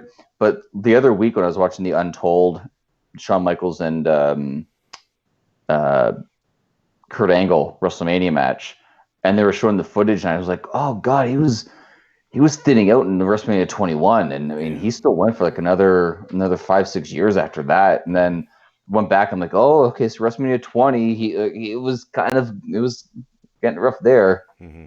But like when he came out with the shaved head, I was just like, what the fuck is this? I mean, Shawn Michaels. I saw Shawn Michaels, man. He was like, cut. He looked good, thick hair, 2 eyes. Now he comes out with a belly, balding, a lazy eye. I'm like, he went from being like an icon to like, what?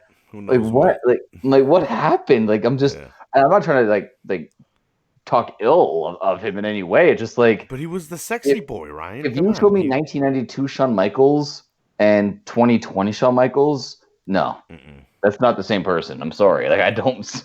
You know who recently I saw that with the hair though? Who? Corbin. Oh yeah. He came in with super long hair and is well, it was already bad for him. But like in some matches, he'd have his hair super wet, and there's this iconic picture. Well, not iconic to me because I thought it was hilarious. But it's a picture of him getting up from the floor, and his hair Yeah. is like wet, and it's on the floor as well. But it looks like the Venom symbiote fucking Oh, dripping off of his head, or like trying to cling on and like taking over his body. And it's like, that's funny. oh, it's like run, Corbin, run. When he came in, I think part of the reason why I didn't like him when he first came into the company was because of his hair. Because he came in and his hair was so long, but also so thin. And to me, I was just like, let's get a different haircut. Like, your hair is too distracting. I can't take you seriously. Mm-hmm. And he went from one extreme to just shaving his head completely bald. I'm like, you don't look good with a bald head. Like, I feel like you need some kind of scraps up there. Like, I give Hogan credit, man. Like when Austin said, when my hair started to thin, someone said, "Why don't you shave it?" Mm-hmm. So I did, and it worked. Like Hogan, like he's still holding on to those scraps to this day. Yeah, to this day. There's this guy at work that's bald, and I tell him all the time, like, "Don't just get rid of it, dude. Just do me. Just do what I do. I'll give you the special." And he's like, "Nah, shut up." And I'm like, "All right." I'm seriously debating about investing in an electric razor and just doing my head like I You used got to. hair, you fucking asshole. Grow it out. I don't like hair though. Hair bothers me. You and Triple H, you son of a bitch. I saw Triple H, that guy under quarantine. You're like, God damn it, he still has it. He's Yeah, just cutting his hair to cut it. when he shaved his head, like okay, well he buzzed his hair for a few years before that. Mm-hmm. Then it came out fully shaved head. I was just like, oh, I guess maybe he must have been thinning and just decided to shave his head. And then next natural progression is just to go fully bald. But yeah, you see him in the bump interview that I saw him with, and his hair is like kind of like mine. It's there. It's just Dude, his hair was like, boom. it was Like, his puffy. hair was Yeah, like it was so strong. good. It looked like it was strong, not just like Yeah. regular hair. Like, Well, that that's shit all. had some volume to it. All the steroids that he took, he injected. It was a hair cream that he was ingesting. Yeah. That's why his hair is so strong. Something. But he got it cut, though, for Friday, though. Again, he buzzed it back down. Yeah, we gotta look good, right? Yeah, For all the SmackDown people in wrestling too. attendance. Hogan over there hating on it, pulling it. He's like, give Yeah, me it's like, your fucking hair, you son of a bitch. I saw this program. They can sew this into my scalp. I just need a couple follicles, brother.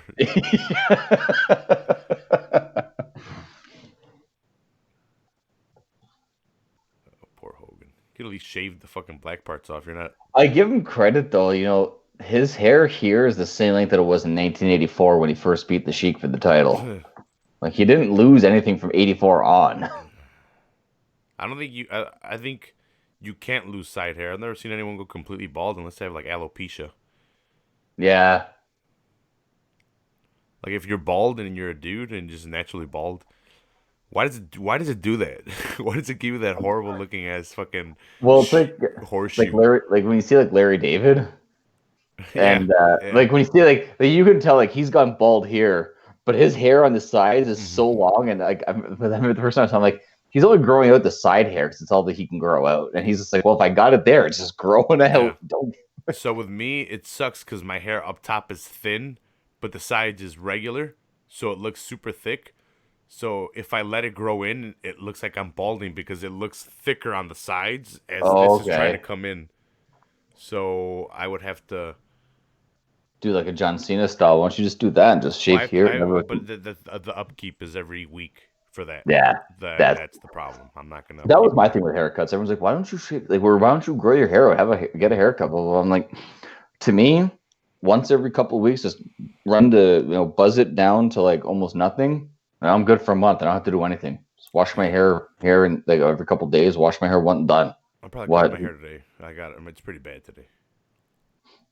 I remember when I was in high school and I was talking to someone. I was like, I used to like full out like you, just shave my head right down in high school, and was talking to someone and talking about, oh yeah, like, I just I don't use shampoo. I just like put like whatever bar of soap on top. And this girl's like, you don't use shampoo? That's so gross. And I look at him like, where the hell would I use it? There's nothing up here there's no need for shampoo on the. Do you wash your body with shampoo? Because it's the exact same equivalent. What you're asking about me, like. You know what I do? I buy that 3-in-1 conditioner, shampoo, and body wash. I'm like, it's all the same for me. My hair That's it, yeah. sucks, all right? As long as I'm cleaning my fucking balls and my armpits don't smell, That's who it. cares what I'm using in my hair? As long as I'm soaping it up too. Yeah. Like I don't have anything up there. Like I can show you my fuck it. My hair sucks right now. Like I said, I'm living the quarantine life. I need to cut it today. Oh yeah. I have a little bit there, but up top is not good. You're looking like Hogan. a little bit. Oh, it's all coming full circle. Now I'm realizing it. You're keto, right? So you're getting ripped. You were talking about how Mexicans can tan very well. Mm-hmm. Your hair is thin on top but thick on the. You're the Mexican Hulk Hogan. Yeah. That's all. It's all coming full circle. It's all making sense to me now. Hulk Hogan. You're gonna get that hot dog skin. I can get that hot dog skin. They have a figure like this, a Hogan. No, it's a Hogan Rules one. I kind of want it, like that Storm Collectibles NWO Hogan I have. Right. They have a couple of them. They have red and like primary red with yellow, but then they have primary yellow with red, and then they have like America colors, like a white shirt with the blue bandana. He might have done. The Great American Hogan. That one's like fucking $90 for some reason. But they're Storm Collectibles, so like I said, they have different heads. Their facial expressions are fucking sick. This one came with the boas. Like he's suffering to get through this match, eh? Yeah. Well, he's looking. Pritchard talks about how bad his back was. Yeah. At this point, Hogan. And I remember if this was the Hogan Knows Best time, yeah, I remember some episodes. I never really watched that show. Mm-hmm. They showed his gym. They showed the machine that he had that would like massage his back. I remember when that show got really big and his daughter ended up singing the national anthem like a bunch of sporting events because she got big because of that show. He was definitely trying to put her over. It became Brooke Knows Best or something like that. Oh, Christ. Like it became like she got a spin-off once Hogan's shit hit the fan. Right. With his family, and Nick went to jail because he killed his friend. That's right. And then what didn't Hogan fucked some chick and said the N-word, or he I think the N-word was later. He fucked some young chick and then they got a divorce. I think before that, wasn't it Hogan's wife sleeping with their son's best friend or something like that at one point, or their daughter's best friend? I thought Hogan slept with Brooke. No, I thought it was Hogan sleeping with someone that looked like Brooke, but I thought it was because Hogan cheated, so... Well, it was, what's his name? The guy that released the sex tape. I know that he told Hogan, hey, you can sleep with my wife. And that's where the whole filming with the N-bomb and everything came out. But before that, I remember that there was something where, I want to say it was one of their kids' best friends ends up hooking up with Hogan's wife, or his ex-wife at the time. Mm-hmm. And everyone's like, that, he was like 19, 20 years old, Yeah, it was pretty and bad. she's in her 50s. Mm-hmm. Well, Hogan was kind of doing the same thing, I guess. Oh, 100%, yeah. They're both fucking jerks. Oh, But I think I'm not sure exactly how it happened, but I think Hogan might have done it first, and then she was getting revenge or some bullshit. is this gonna be it? Who's that? Is that Jericho? Yeah, he's pulling Yeah. the ref out. That's it. Well, by God, he had this match won.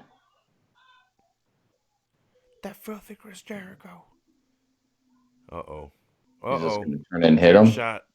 Oh, he's bleeding. We're gonna see some color. We got the camera off him. We can't see if he's cutting. Did he cut? Did he cut yet? Yeah. He slid the razor to H. Jericho wants to fight Hunter for the title. That's what he wants Hogan to lose here. Triple H gonna take out Jericho. Boom.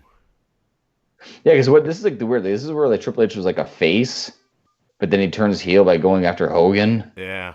But then he's still the good guy because he's trying to protect it. Like, I don't. Yeah, it's so weird. It's like very- he took it off the bad guy, but he's facing the good guy that got the opportunity from turning from a bad guy. So now he's the good guy. So is it good guys facing each other? Yeah, because I don't know like how he turned on Hogan, or if he just turned on Hogan just because naturally he has to fight him, so he's just going to attack him and turn heel that way. Because he was definitely a heel leading up to this match, but he was a face after WrestleMania, so I don't get it. I know in the match, I know Hogan accidentally hit Triple H with the chair. Right. Damn, second leg drop missed. Oh. So Triple H at the end of the match got revenge on Hogan when Edge took Kurt Angle out of the mix. That's why Chris Jericho was able to win. But yeah, I don't know what initially started the feud besides The Rock and Right. being over. I know for sure. So it looks like there's gonna be no color here, but I know for sure that there was. God damn it! What the fuck? Well, because Taker wants to fight Hogan for the title to make up for Tuesday in Texas. Man, there's a 10-year rivalry here. I know that Hogan gets color when he fights Taker next month. Mm-hmm. Remember that match? That one has a great story behind it too. So Taker takes it off of him right away, right? Yeah, he's champion for a month and that's it. I think he was just kind of. I don't know. I think they wanted to get the title on Hogan because he was so hot when he came back. How can he fucking Hulk up twice in one match? You're gonna go into the Hulkster? Especially at this age. Well, this Undertaker he's hulking up again. He didn't hulk up against him the first time, right? I can only come 2 times in one day. This guy can fucking Hulk up twice in one day? I don't think so. Yeah. He's gonna hulk up twice in 2 minutes. Never mind. I can only go on Pornhub and check out twice in one day, alright? This guy's got fucking... He's virile. Damn it, that's it. He picks up the title. Oh, God. Oh, God. I love the Hogan Undertaker story. Uh-oh, hot dog. That whole thing from like 91, 92 up until this year is Taker with that smirk because he knows. My turn next. There's so much history between Hogan and Undertaker, despite only having like 3 matches together. Yeah. Their backstory is so crazy. Well, like earlier, it was awesome. Stone Cold was like, "Is your name Razor Ramon?" Oh, yeah, that was Raw, so good. I think it was. Is that I was Razor waiting for Ramon. I was waiting for him to go like, yeah, are you Scott Hall? What? Are you Razor Ramon? What? Are you the diamond? I was hoping he was gonna drop the diamond stud in there, but no, they ended it. He got a pop when he said Ramon though, or when he said Razor's name. Mm-hmm. The fans went crazy. Now Triple H will shake his hand, say good job. Damn, Triple H took. Oh, he got color. Oh, he's.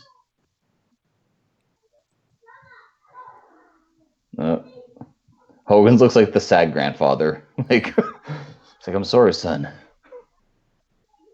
Time to play the game. He's just gonna kiss him already. Like, you can't look this angry and then not kick his ass, right? Mm-hmm. Like, if you're this angry, you have to attack him. You can't just shake his hand or hug him or something like that. Give him the title. You gotta like. What are you thinking, brother?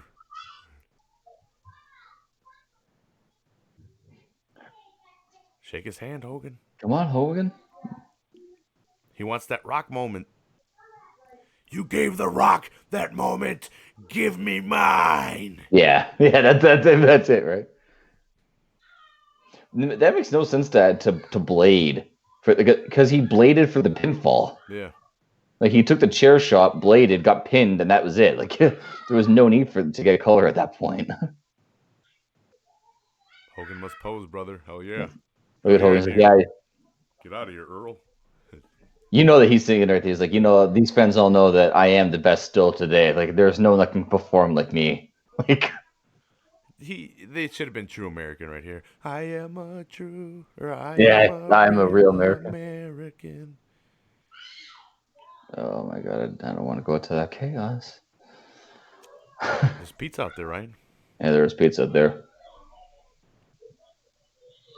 I gotta figure out what I'm probably just gonna make a couple sandwiches. There you go. No cauliflower rice tonight. No what?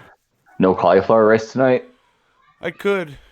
I guess I could, but I don't have to prep for it because I took Monday off because I have vacation. So I'm like, yeah, I'm gonna extend the weekend a bit. So you have tomorrow or? Yeah, I took tomorrow off, so I only have to cook for today because my nephew doesn't work till Wednesday. Damn, so you got a couple 4-day weeks there because you were off on Monday for 420, eh? Yeah. I said fuck it. I'm like, we're kind of slow. I'm like, I'll use a vacation day. Fuck it. That's all right. Yeah. Hogan must pose. There you go. Gets the pose as it goes off the air, and there's Backlash 02. WWE, brother. WWF, brother. Yeah, sorry. That's the last time you can say it now. Mm-hmm. Now we'll get sued. Oh, yeah, brother. The pandas are going to start coming after us now. Yeah. Thanks a lot, Ryan, for joining me on this Backlash 2002. Yeah. Let me know what you want to do. I'll make the picture. I'll get Sounds it going good. again. So, because I liked watching the Raw and the SmackDown beforehand.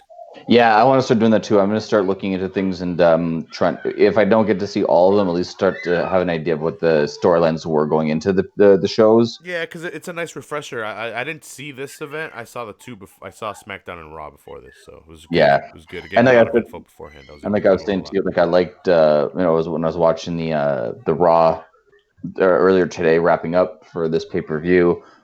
It was a refresher to me because I forgot 2002. I guess it kind of just got lost in the shuffle because around this time was when I was really working like stupid hours, didn't have a lot of time to watch wrestling at this time, and I like you see the Booker T. I forgot the Booker T Goldust tag team. Mm-hmm. Like that was fun. Like an RVD Eddie's in here. Like there's a lot of good story, a lot of good talent. Pre Ruthless Aggression. So yeah, I want to start watching a little bit more for the storylines. Yeah. So Definitely. Yeah, let me know. Let me know what you want to do for next week. Yeah, May we got some fun May pay-per-views. I'm sure I can find some stuff. Yeah, and anything else, Ryan? Before we get out of here. No, thanks. Thanks again for having me on. I'm loving it. And McDonald's over here? Huh? Your McDonald's over here? You're loving it? Yeah. We'll get get going again this time next week. Cool. Yeah, just let me know what pay-per-view. I'll get the picture going. Sounds good. Get some more graphics going, and I'll watch those events. I've been watching a lot of like 1985 WCW. I'm gonna go back and get my history in check. Well, I was gonna say, with me now having the laptop all set up, if you ever want to do something midweek, I have access now to another way of doing a show. So if there's ever like a random night that there's nothing on TV and you want to watch an old school event and you want to hit record, let me know. Mm-hmm. Do something like that. Even it's just like because it was like two like the 1 hour Raws and the Raws and SmackDowns over there 2 hours even it's not like a 3 hour show like these ones are. So they're quicker in and out. 2 hours long too. What's that? Sorry. In your house, they're pretty short too. Yeah. Early nitros, I guess too. These world class shows too are like 90 minutes. Yeah. These old school wrestling shows. Yeah, I'd be down. Like I said, I don't know what's up Thursdays. I'm usually free now Thursdays, so. Yeah. Just let me know. Unless Average Joe's comes back, I'll be free Thursdays to do shit. Yeah, just let me know if you ever have a night you want to do something because I wouldn't mind going back and even like you were saying like watching the old WCW from the 80s and that. Mm-hmm. I haven't seen a lot of that, so it'd be fun for me to see stuff for like the first time and check it out too. So, but we'll talk and we'll figure something out for next Sunday for sure, and then whatever else happens will happen. All right, cool, Ryan. My dad calling me, so I probably should jump off, see what he wants. We'll see you guys next time on the Full Heel Podcast. I love you guys. And peace out.